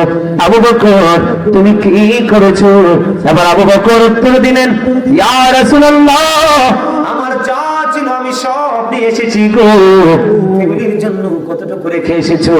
এবার আবু বকর সিদ্দিক রাদিয়াল্লাহু তাআলা বললেন, ইয়া রাসূলুল্লাহ, ইয়া হাবিবাল্লাহ, নবী গো, আমি আমার ফ্যামিলি পরিবারের জন্য আল্লাহর হাবিবকে রেখে এসেছি। সুবহানাল্লাহ। আবু বকরকে আজকে হারাইতে পারছিনি? কথা বলেন না কেন? হারাইতে পারছিনি? ও বন্ধু, জীবনে কোনদিন আবু বকরকে কেউ হারাইতে পারে নাই। অথচ ওমরের জীবনে এত বেশি আমল ছিল রে, গণলে আকাশের তারার চাইতে বেশি হবে।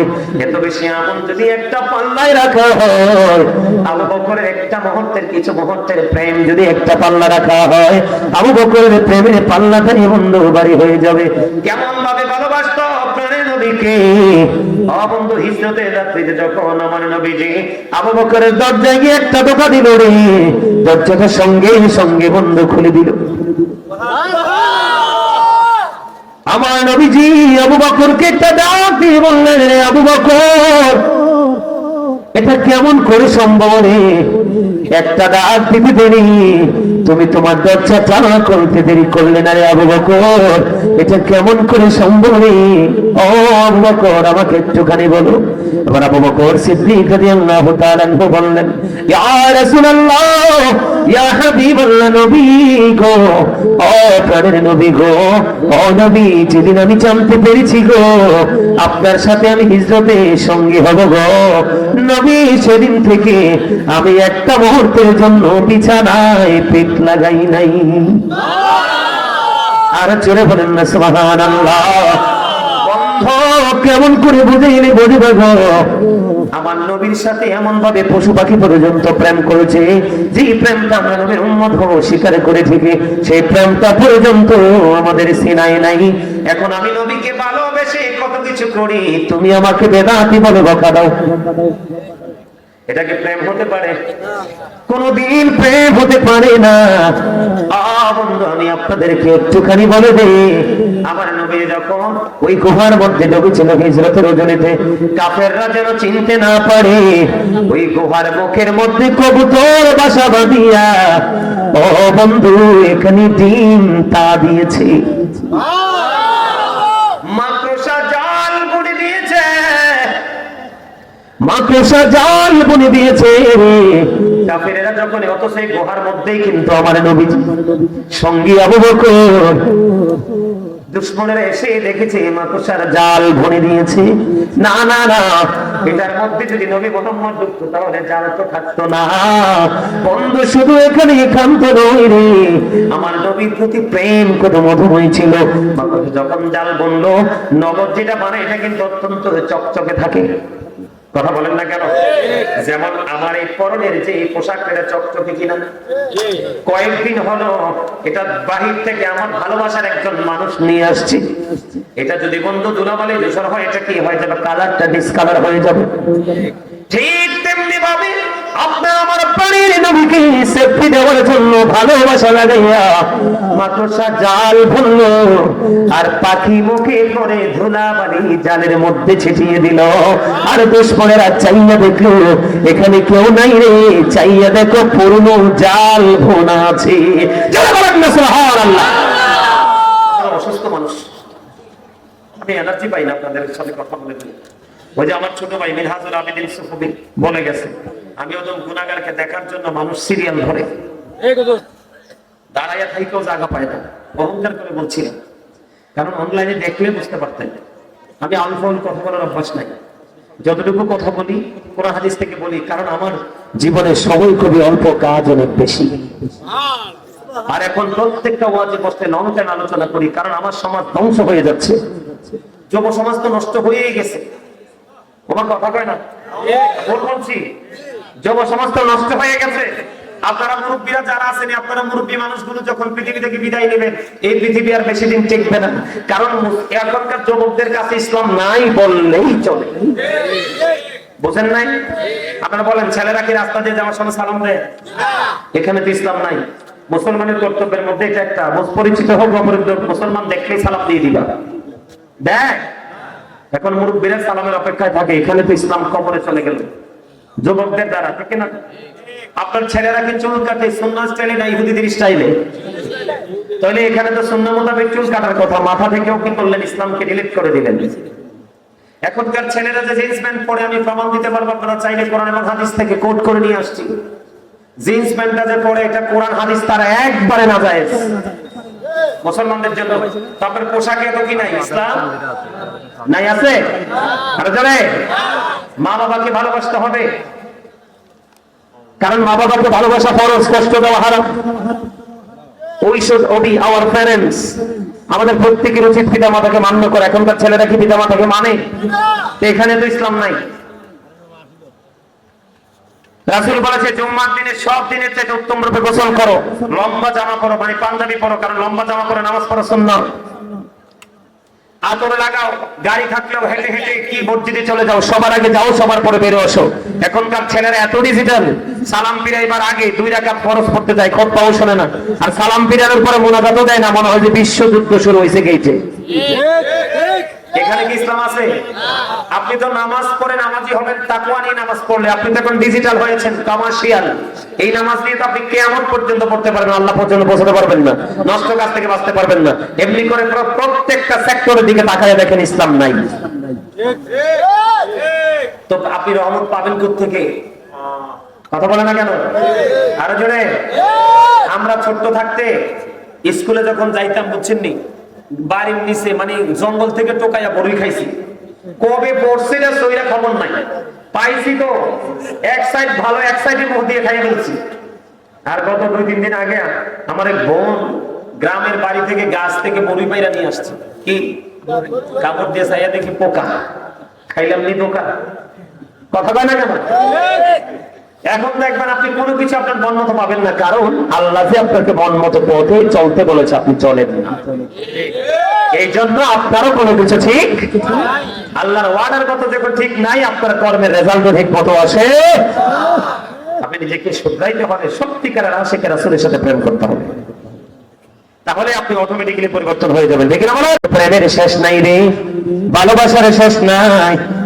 ওই যে মেঘমালা পর্যন্ত আমার নবীকে বন্ধু ভালোবেসেছে। আমার নবী যখন মা খাদিজার ব্যবসা নিয়ে বন্ধু সিরিয়ার উদ্দেশ্যে রওনা হয়ে গেল, বন্ধু মা খাদিজার যারা কাজের লোক নিয়োজিত ছিলেন, আমার রাসূলের সফর সঙ্গে ছিলেন, সবাই দেখেছে আমার নবীজিকে মেঘমালা পর্যন্ত ছায়া দিয়েছে।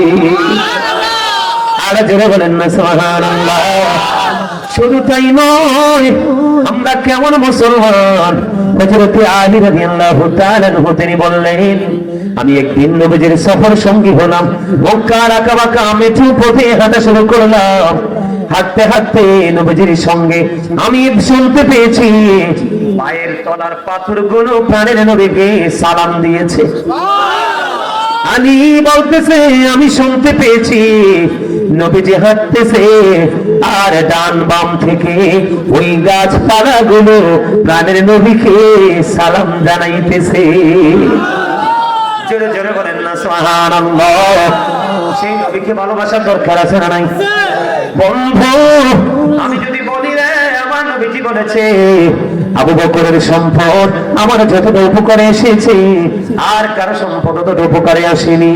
আবু বকর চাও চিৎকার মেরে বললেন, ইয়া রাসূলুল্লাহ, আমার সম্পদ নয় গো নবী, আমার জীবনটা পর্যন্ত আপনার জন্য প্রস্তুত।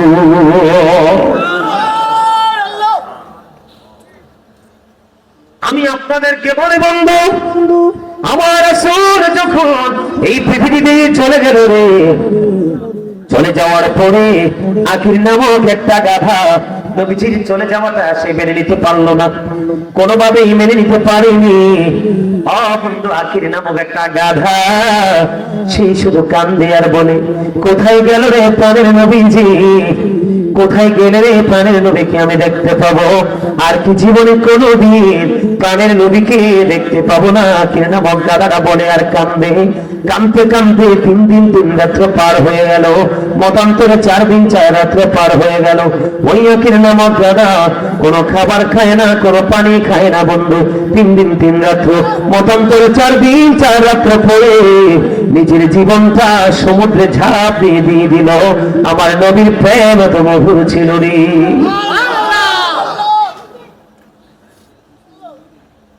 আমরা সেই নবীকে ভালোবাসতে জানি না। মসজিদে নববীর মধ্যে যখন মিম্বর তৈরি হলো, আমার নবীজি তার আগে উস্তনে হান্নান একটা বড় খেজুর গাছকে ধরে নবী খুতবা দিতেন। মসজিদে নববীতে যখন মিম্বর হয়ে গেল রে, আমার নবীজি উস্তনে হান্নানাকে আর কি করলেন না, ব্যবহার করলেন না। এবার বন্ধু মসজিদে নববীর মিম্বরে দাঁড়িয়ে গেল খুতবা দেওয়ার জন্য। এবার বন্ধু উস্তনে হান্নানা মরা খেজুর গাছের কান্না শুরু হয়ে গেল। নবীজি প্রশ্ন করলেন, তুমি আমার সঙ্গে কোথায় হতে চাও? দুনিয়ায় না আখিরাতে? আমি ওপারে আপনার সঙ্গী হতে চাই। জোরে জোরে বলুন সুবহানাল্লাহ। হযরত তালহা রাদিয়াল্লাহু তাআলা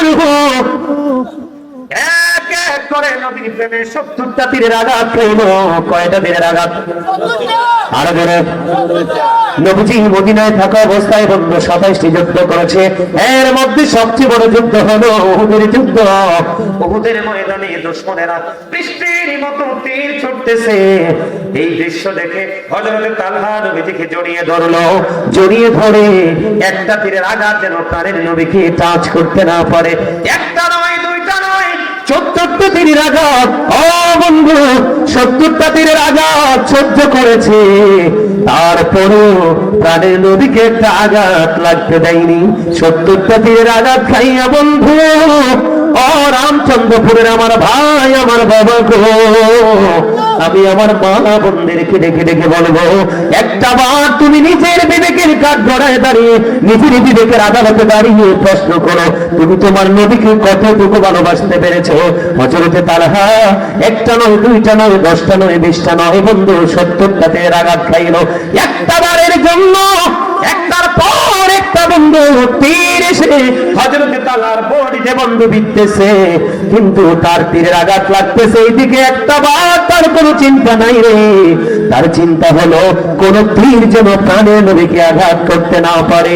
এই করতে করতে 70টা তীরের আঘাত খাওয়ার পরে রে হাসতে হাসতে নবীর সামনে শাহাদাত বরণ করে একটা বারের জন্য ওহু করে না। জোরে জোরে বলেন না সুবহানাল্লাহ, আর জোরে বলেন না সুবহানাল্লাহ।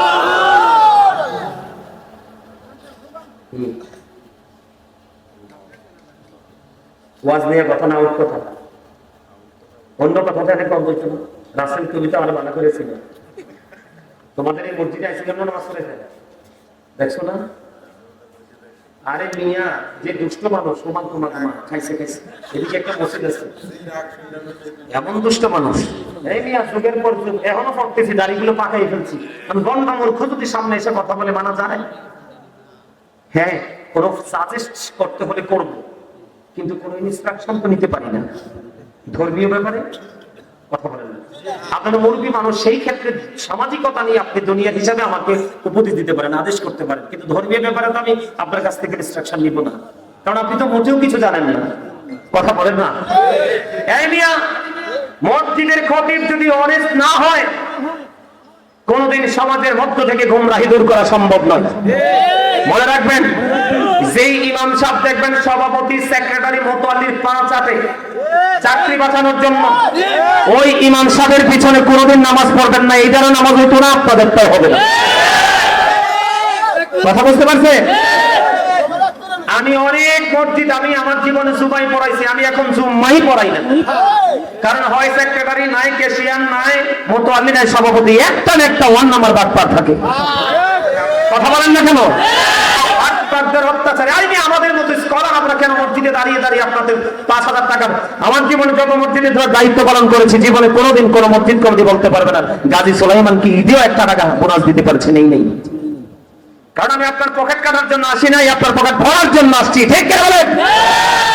আমি যখন মেডিকেলে জম্মা পড়াইছি, এখানে একটা ছেলে আছে ওই যে বসা, আমি যখন মেডিকেলে জম্মা পড়াইছি করোনাতে, এক একটা মুসল্লিকে এক হাত দূরে দূরে দাঁড় করেছেন, কে এই বড়া সব একটা লোক একটা ঘাইসা দাঁড়া, তাই বললি রে দাঁড়া, এটা এটা কুমিল্লা মেডিকেলের বাড়ি, ওই জিজ্ঞেস করেন এটা কইছি, একটা লোক একটা কাঁধে কাঁধ মিলে দাঁড়ায়, একটা লোকের করোনা ধরে নাই, ধরছে? অথচ তারা 2 হাত 3 হাত দূরে খাড়াইছে, করোনায় মরছে। আমার মসজিদের মুসলিম মরে নাই, কারণ আল্লাহ রাব্বুল আলামিন তাকায় মানুষের কনফিডেন্সের দিকে, আত্মবিশ্বাসের দিকে। আমার বিশ্বাস ছিল আমি আল্লাহ গোলামি করার জন্য এখানে আসছি, এই গোলামের জন্য যদি করোনায় মারা যায় তাহলে গেলে গেলাম। একটা লোক আমার মসজিদে গোল করোনাতে মারা যায়নি, অথচ আশেপাশে অনেক লোক করোনা আক্রান্ত হয়ে মারা গেছে। এই করোনাতে যখন আমি জুম্মা পড়াই, একজন হাফেজ ছিল, আমি মসজিদ কমিটিকে বলছি হাফেজের নাম দিয়ে হাদিয়া তোলে যদি আমাকে 1 টাকা দেন, এই দুনিয়াতে হয়তো দেখবো না, হাসরের দিন আমি কিন্তু আপনাদের ধর্ম আল্লাহর কাছে দরখাস্ত দিয়ে রাখছি। নিসিনি এই করোনাতে আমার মসজিদে খতিব সাহেবকে, হাফেজ সাহেবকে হাদিয়া দিয়েছিলেন 50,000। কত? আমি কিন্তু 5 পাইও নেই নেই। আমি সেই ছেলে, আমি কারো বাড়িতে 1 গ্লাস পানি খাই না, আমি মাছ খাই না, গোস্ত খাই না, শুধু শাকসবজি খাই একমাত্র নিজের ঘরে। আমার প্লেট, গ্লাস, জগ সব আলাদা। তা আমার শরীরে কারেন্ট থাকতো নাকি আপনার সঙ্গে কারেন্ট থাকতো? আমি ডান বাম উঁচু নিচু ফলো করে চলাফেরা করি। আপনি চাইলেই কিন্তু আমাকে গায়েল করতে পারবেন না। আমি এখনো থাকি মানুষের বাড়িতে ভাড়া, প্রফেসর সাহেব গেছে, কিন্তু আমার এলাকায় 32 বছরের পুরনো মসজিদ 49 লাখ টাকা খরচ করে মসজিদ করেছি মাত্র 5 মাসে, ভিতর বাড়ির টাইলস করে। এখন পাশের গ্রামে গত 25 তারিখ আরেকটা উদ্বোধন করে দিয়ে আসছি। এই মসজিদ করতে লাগবে 25,000 ইট, 15,000 আমি গুণাগার দিছি। এখন 7 ঢালাই হবে রোজার পর্ব, 7 ঢালাইতে লাগে 4.5 টন রড। কত টন? এর মধ্যে আমি দিয়ে আসছি 2 টন। মারহাবা কইতেন না? 200 কত ব্যাগ জানি সিমেন্ট লাগে, আমি এবং আমার ফ্যামিলি আমার পিচ্ছি গুলো মিলাই আমরা মিলে মনে হয় প্রায় রড সহ মনে হয় প্রায় 100 ব্যাগের কাছাকাছি আমরা দিয়ে আসছি। 275 ব্যাগ, 275 ব্যাগ ছিল। হ্যাঁ 275 ব্যাগ ছিল। 275 ব্যাগ। মারহাবা কইতেন না? এগুলো আপনাদেরকে শেখার জন্য বলছি। আপনি একটা অন্যায় করতেছেন, আপনি জানেন, আলেমকে বলতে দিবেন। কি করতে দিবেন? বলতে দিবেন। আজকে হয়তো আপনি আমলটা এই অপরাধটা ছাড়তে পারেন না, কালকে আপনার মধ্যে এমন প্রভাব পড়বে আপনি তো করবেন নাই না, অন্য করলে আপনার কাছে বিরক্ত লাগবে। এজন্য ইমাম সাহেবদেরকে বলতে দিবেন, তাদেরকে প্রতিবন্ধকতা সৃষ্টি করবেন না, একবারে উভয় ধ্বংসস্তূপে পরিণত হবেন। আমার শরীরে সব সময় 120-এর উপরে থাকে ভোল্টেজ। কি 120-এর উপরে থাকে সব সময়? এটা আমি মনে করি আল্লাহর পক্ষ থেকে দেওয়া এক নিয়ামত। আপনারা সবাই যদি আমার বিপক্ষে চলে যান, আমি এর পক্ষেই থাকবো। কারণ আমি আপনাকে রাজি করলে তো লাভ নাই, আপনি এখন আমার পক্ষে আছেন, একটু পরে আরেকজনের চাকরি উল্টাই দেবেন। কিন্তু আমার মালিক আমি যে কর্ম করবো 1 ইঞ্চি পরিমাণ আমার রেজাল্ট থেকে আমাকে মাহরুম করবে না। আমার কথা কি ভালো লাগছে? কথা কয় না? ভালো লাগছে? আলহামদুলিল্লাহ কোন জোরে জোরে। আরে আপনারে আল্লাহ কত সুন্দর করে বানাইছে আপনি জানেননি? আল্লাহ কয় বান্দা তোমার কাছে পৃথিবী সুন্দর, সূরা 3-এর মধ্যে কি চাইয়া দেখলাম আল্লাহ নাকি বান্দা আমার কাছে সবচেয়ে সুন্দর তোমরা। এই জন্য আলহামদুলিল্লাহ কত দরকার না? আরে আমরা না কই এটা লম্বা, এটা বাচ্চা, এটা কালা, এটা মোটা, এটা চিকন, এটা হেলদি, এটা স্লিম, কিন্তু আল্লাহর কাছে সব সুন্দর। কিন্তু আমরা নষ্ট হইছি কখন যাইয়া? পৃথিবীর লোভে পইরা। এই জন্য আল্লাহ সূরা ইউনূসের 44 নম্বর আয়াতে বলেছে ইন্নাল্লাহা লা ইয়াসলিমুন নাসা শাইয়্যান ওয়ালাকিন্নান নাসা আনফুসাহুম ইয়াজলিমুন। আল্লাহ বলেছেন আল্লাহ আল্লাহর বান্দার উপর অত্যাচার করে না, বান্দা নিজেই নিজের উপর অত্যাচার করে। ওয়াজ কি আর করণ লাগে? এই একটা আয়াতে যথেষ্ট না? আমরা আল্লাহ কইতেছে আল্লাহ বান্দার উপর কোনো অত্যাচার করে না, বান্দা নিজে নিজের উপর অত্যাচার করে। যেমন আজকের এই মাহফিলে আপনারা যারা আসছেন তারা কিন্তু অনেক সুখী, কিন্তু যারা আসতে পারে নাই তারা বদকিসমত। তারা তাদের উপর কি করেছেন? জুলুম করেছেন। কারণ আজকে আপনাদের সবার জন্য দায়িত্ব হলো জান্নাতের বাগানে আসা। কারণ 365 রাতের মধ্যে একটা রাতের কিছু অংশ হয়, এতে কি হয়? আলেমরা এলাকাতে পারাবে, মৃত্যু ব্যক্তিরা যারা তাও ওরা খুশি। কমপক্ষে 40 দিন আল্লাহ কবর আযাব বন্ধ রাখবে এই গ্রামের আলেমদের কদমের ছোঁয়ায়। এই জন্য আল্লাহ বলেছেন আমার প্রিয় লোকেদের সাথে যুক্ত হও আর আমার জান্নাতে চলে আসো। সুবহানাল্লাহ বলেন না কেন? আর আপনারা যারা উপকৃত হবেন, আপনারা আখিরাতের বাজার করতে পারবেন, ঠিক না বলেন? আরে বলে আমি যে প্রেমটা নিয়ে ওয়াজ করতেছি এতে কি কোনো অসুবিধা হইতাছে? আপনাদের ওয়াজ আরো আছে, তো আরো অনেক ওয়াজ করব আজকে। প্রফেসর সাহেব আমাকে অনেক ভালোবেসে 1 বছর আগে দিয়ে দাওয়াত দিয়ে আসছে, আর কত যোগাযোগ, কত ফোন। অত্যন্ত জেন্টেল একজন মানুষ, শিক্ষা মানুষকে অনেক সফট করে দেয়। কিন্তু আমরা সব জায়গায় সফট হইতে পারি না। আমরা যদি সব জায়গায় সফট হই তাহলে দুনিয়া নষ্ট এমনি হয়ে যাবে। সত্যকে সত্য বলতে হবে, মিথ্যাকে কথা কয় না, হারামকে হারাম বলতে হবে, হালালকে হালাল বলতে হবে, ঠিক না? বুঝি তাইলে হইছে হুজুর। আর পটেটো মার্কা হইলে হয়তো না, কাম হইতো না। কারণ 73 দল তো মুসলমানেরই হইব, 72টা বিনা হিসাবে জান্নাতে যাবো, একটা মাত্র জান্নাতে যাবো। ওইটার নাম হলো আহলুস সুন্নাহ ওয়াল জামাত ইজ দ্য বেস্ট পার্টি। আল্লাহ বলবে ইউ গো টু প্যারাডাইস। আহলুস সুন্নাহ ওয়াল জামাতের অন্তর্ভুক্ত যারা পরিপূর্ণ সুন্নি হয়ে কবরে গেছো, আল্লাহ জান্নাতে যাওয়ার অর্ডার দিবে। আর যারা যেতে পারবে না, আহলুস সুন্নাহকে ফলো করতে পারবে না, আল্লাহ বলবে you have to go to hell. Must be, তোমাদেরকে চলে যেতে হবে জাহান্নামে। আমরা কি চাই? আমরা জান্নাতও চাই না, জান্নাতও চাই না, চাই আমরা মালিককে। কথা বলে না কেন? হে রাসূল তোমায় ভালোবাসি, অন্তর শুধুই মুখে না, জান্নাতের আশায় নয় হে রাসূল, জাহান্নাম কেউ ধরি না। বন্ধুরে আমার বলতেছিলাম, আমি আপনাদেরকে বলি বন্ধু, একটার পর একটা প্রেমের খবর। আমার নবীকে সাহাবায়ে কেরাম এত বেশি ভালোবাসতো বন্ধু। নবীজি যখন থুতু মুবারক ফেলে ভিতরে, নবীজির থুতু মুবারক তারা ক্যাচ নিয়ে নিত, করে তারা তাদের মুখমণ্ডল দেহের মধ্যে কি করে দিত, মাসাজ করে দিত। আর এটা মেসেজ করার কারণে তাদের স্কিনটা সিল্ক হয়ে যেত। জোরে জোরে বলুন না সুবহানাল্লাহ। আমার নবীকে কেমন করে ভালোবাসবেন বন্ধু? উম্মে আইমন একজন বরকতময় দাসী, আপনার আমার প্রাণের নবীকে ভালোবেসে নবীজির প্রস্তাব মোবারক খেয়ে ফেললো। আমার নবীজির প্রস্তাব মোবারক খাওয়ার কারণে উম্মে আইমনকে নবীজি দুনিয়ায় জান্নাতের ঘোষণা দিয়ে গেছে। উহুদের ময়দানে যখন প্রাণের নবীজির দান্দার মোবারক যখন শহীদ হয়ে গেল, নবীজির মুখ মোবারক দিয়ে বন্ধ রক্ত প্রবাহিত হতে লাগলো। যখন রক্ত মোবারক প্রবাহিত হতে লাগলো, মালিক বিন সিনান দেখে সহ্য করতে পারলো না। মালিক বিন সিনান দেখে নবীজির রক্ত মোবারক চষতে শুরু করলো। এবার আমার প্রাণের নবী একটা ডাক দিয়ে বললেন, রে মালিক বিন সিনান, ও মালিক বিন সিনান, রক্ত ভক্ষণ করে না, জমিনে ফালাইয়া দাও।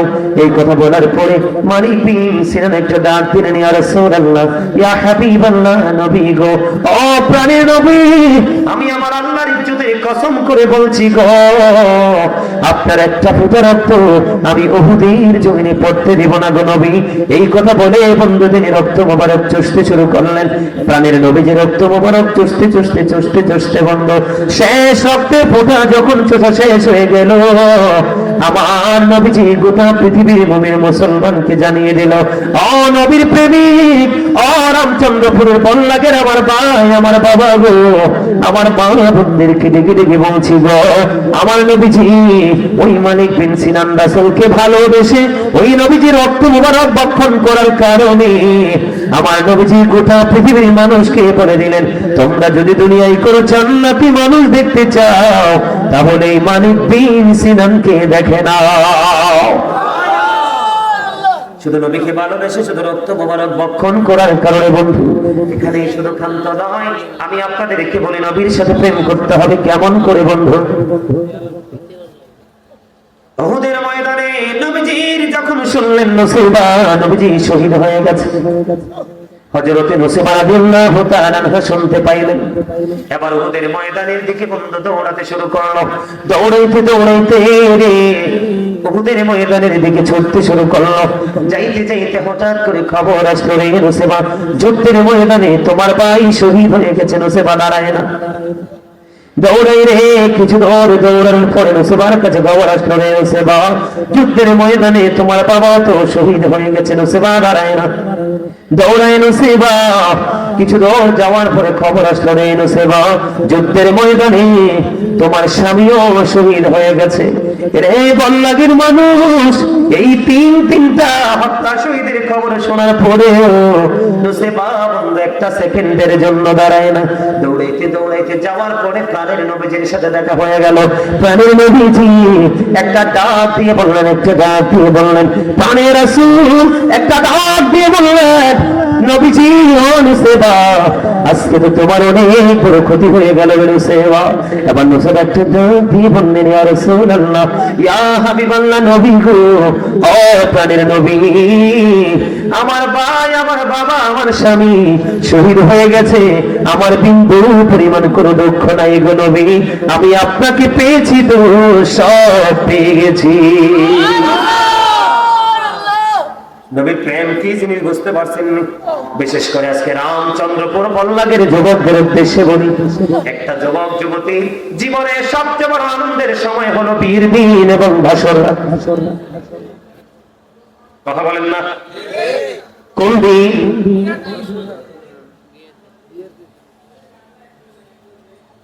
কথা কি বুঝতে পারছেন? হযরতে হানজালা নবীর সাথে কত গভীর প্রেম ছিল। বিয়ের রাত্রিতে বন্ধু বাসর হলো রে, বাসরের পরে গোসল করা কিন্তু ফরজ। কথা বলেন না কেন? বাসর হলো, এই দিক থেকে উহুদের ময়দান থেকে খবর চলে আসলো হযরত হানজালা কিন্তু গোসল করে নাই। উন্মুক্ত তরবারি নিয়ে উহুদের ময়দানে বন্ধু চলে গেল। উহুদের ময়দানে যাইয়া যুদ্ধ করতে করতে বন্ধু নিজে শহীদ হয়ে গেল। ইন্না লিল্লাহি ওয়া ইন্না ইলাইহি রাজিউন। ওই হানজালার বিবি দৌড়ে চলে গেল, নবী গো, ও প্রাণের নবী গো। উহুদের ময়দানে স্বামীকে খুঁজলো, কোথাও স্বামীকে পায় না। নবীজি বললেন, রে ও হানজালার বিবি, আকাশের দিকে তুমি তাকাও। বন্ধু, ওই আকাশের দিক থেকে হানজালার লাশ জান্নাতি খাদেমেরা উপর থেকে উহুদের ময়দানের দিকে নিয়ে আসতেছে। জোরে জোরে বলুন সুবহানাল্লাহ। হানজালা জীবন দিয়েছে বন্ধু নবীর প্রেমে। আর বাসর করার পরে গোসল ফরজ, পবিত্র হতে হবে, পবিত্র হয় নাই। কিন্তু নবীর প্রেমে জীবন দেওয়ার কারণে এবার হানজালার বিবি দৌড়ে চলে গেলেন। যাইয়া দেখলেন হানজালার দাড়ি বেয়ে বেয়ে ফোঁটা ফোঁটা করে বন্ধু তাজা পানি ঝরছে। ইয়া রাসূলুল্লাহ, ইয়া হাবিবাল্লাহ, নবী গো, ও প্রাণের নবী, ওই তাজা পানি ঝরছে গো নবী, আমার স্বামী তো গোসল করে নাই। আমার প্রাণের নবীজি একটা দাঁত দিয়ে বললেন, রে হানজালার বিবি রে, তোমার স্বামী তো আল্লাহর প্রিয় হাবিবুল্লাহর প্রেমে জীবন দিয়ে দিয়েছে। এই জন্য আমার আল্লাহ আরশের নিচের পানি দিয়া জান্নাতি খাদেম দিয়ে গোসল করাইয়া পাঠাইছে। আর জোরে বলেন না সুবহানাল্লাহ। সেই নবীকে ভালোবাসার দরকার আছে না নাই? এই জন্য আমি আপনাদেরকে আজকে বলেছি, আল্লাহ বলেছেন ইমানদারদেরকে দেখে তুমি জাহান্নাম থেকে বাঁচো, তোমার পরিবারকেও জাহান্নাম থেকে বাঁচাও। আপনি বাঁচবেন এবং বাঁচাবেন, এটার জন্য সর্বপ্রথম করতে হবে আপনার রাসূলের সাথে প্রেম। আপনি সারা জীবন অন্যায় করেছেন, সারা জীবন অপরাধ করেছেন, কোনো টেনশন করার দরকার নাই, কোনো চিন্তা করার দরকার নাই। আপনাদের জন্য কাল থেকে পরশু দিনই বয়ে আনছে নিয়ামত। কথা বলে না কেন? কোন মাস? আর যারা বলেন না কোন মাস? আমি একটা হাদিস শরীফ আমি আপনাদেরকে শোনাই। রাসূল বলেছেন, সালাতুল খামস ওয়াল জুমআতু ইলাল জুমআ ওয়া রমাদানু ইলা রমাদান মুকাফফিরাতুল লিমা বাইনাহুন্না ইজাতুনিবাতিল কাবাইর। রাসূল বলেছেন, পাঁচ ওয়াক্ত নামাজ যদি তুমি পড়তে পারো, এক জুমা থেকে আরেক জুমা পর্যন্ত যদি সঠিকভাবে দুই দিকের জুমা আদায় করতে পারো, ওয়া রমাদানু ইলা রমাদান, এক রমজান থেকে আরেক রমজান পর্যন্ত সঠিকভাবে যদি রোজা আদায় করতে পারো, আমার নবীজি বলেছে তুমি যদি কবিরা গুনাহ থেকে বেঁচে থাকতে পারো, তাহলে এই আমলগুলোর কারণে তোমার সকল সগীরা গুনার কাফারা হয়ে যাবে, মোচন হয়ে যাবে। এই সব গুনাহ কবিরা গুনাহ করা যাবে না, এটা আপনার জন্য বড় সুযোগ কিনা? আরো যারা বলেন না, আরো যারা বলেন সুযোগ কিনা? আপনার আমার জন্য এই রমজান মাসের মধ্যে একটা রাত আছে বন্ধু, লাইলাতুল কদরের রাত, যেই রাত্রিটা হাজার মাস চাইতে উত্তম। বলে না কেন? আরো জোরে কেন জানেন? কারণ আখির নবীর উম্মতের সময় খুবই অল্প, অল্প সময়ের মধ্যে তারা অনেক বেশি নেক অর্জন করতে পারবে না। এই জন্য আমার আল্লাহ এমন এমন সময় দিয়েছে তারা যেন অন্য সকল নবীর উম্মতের চাইতে বেশি পুঁজি নিয়ে যেতে পারে। আর যারা বলেন সুবহানাল্লাহ, আমাদের লাভ না লস? আর যারা বলেন লাইলাতুল কদরের রাত এমন একটা রাত বন্ধু, আমি আপনাদেরকে বলে দেই, যে রাত দ্বারা সকল রাতের মর্যাদা আমার আল্লাহ বৃদ্ধি করে দিয়েছে। লাইলাতুল কদরের রাত দ্বারা সমস্ত রাত থেকে আমার আল্লাহ মর্যাদা করে সকল রাতের সেরা হলো লাইলাতুল কদরের রাত। ওই লাইলাতুল কদরের রাতে অসংখ্য ফেরেশতা নিয়ে জিবরাইল কি করে জমিনে নেমে আসে। সারা রাত বন্ধু আপনি জিকির দাঁড়িয়ে করেন, বসে করেন, শুয়ে করেন, যেভাবেই করেন, কারণ জিকির করার কন্ডিশন আছে, ফাযকুরুল্লাহ কিয়ামান, দাঁড়িয়ে দাঁড়িয়ে জিকির করো, ও কুউদান, বসে বসে জিকির করো, ওয়ালা যুনুবিকুম, শুয়ে শুয়ে জিকির করো। হাদিস শরীফের মধ্যে এসেছে, আপনার আমার প্রাণের রাসূল বলেছেন, তুমি দাঁড়িয়ে করো, বসে করো, শুয়ে করো, জিকির করনে ওয়ালা বান্দাদের সাথে ওই ফেরেশতারা মুসাফা করে। কি করে? কথা বলে না কেন? কদরের রাত আপনার জন্য কত বড় নিয়ামত বন্ধু, খেয়াল করেন। কি করে? মুসাফা করে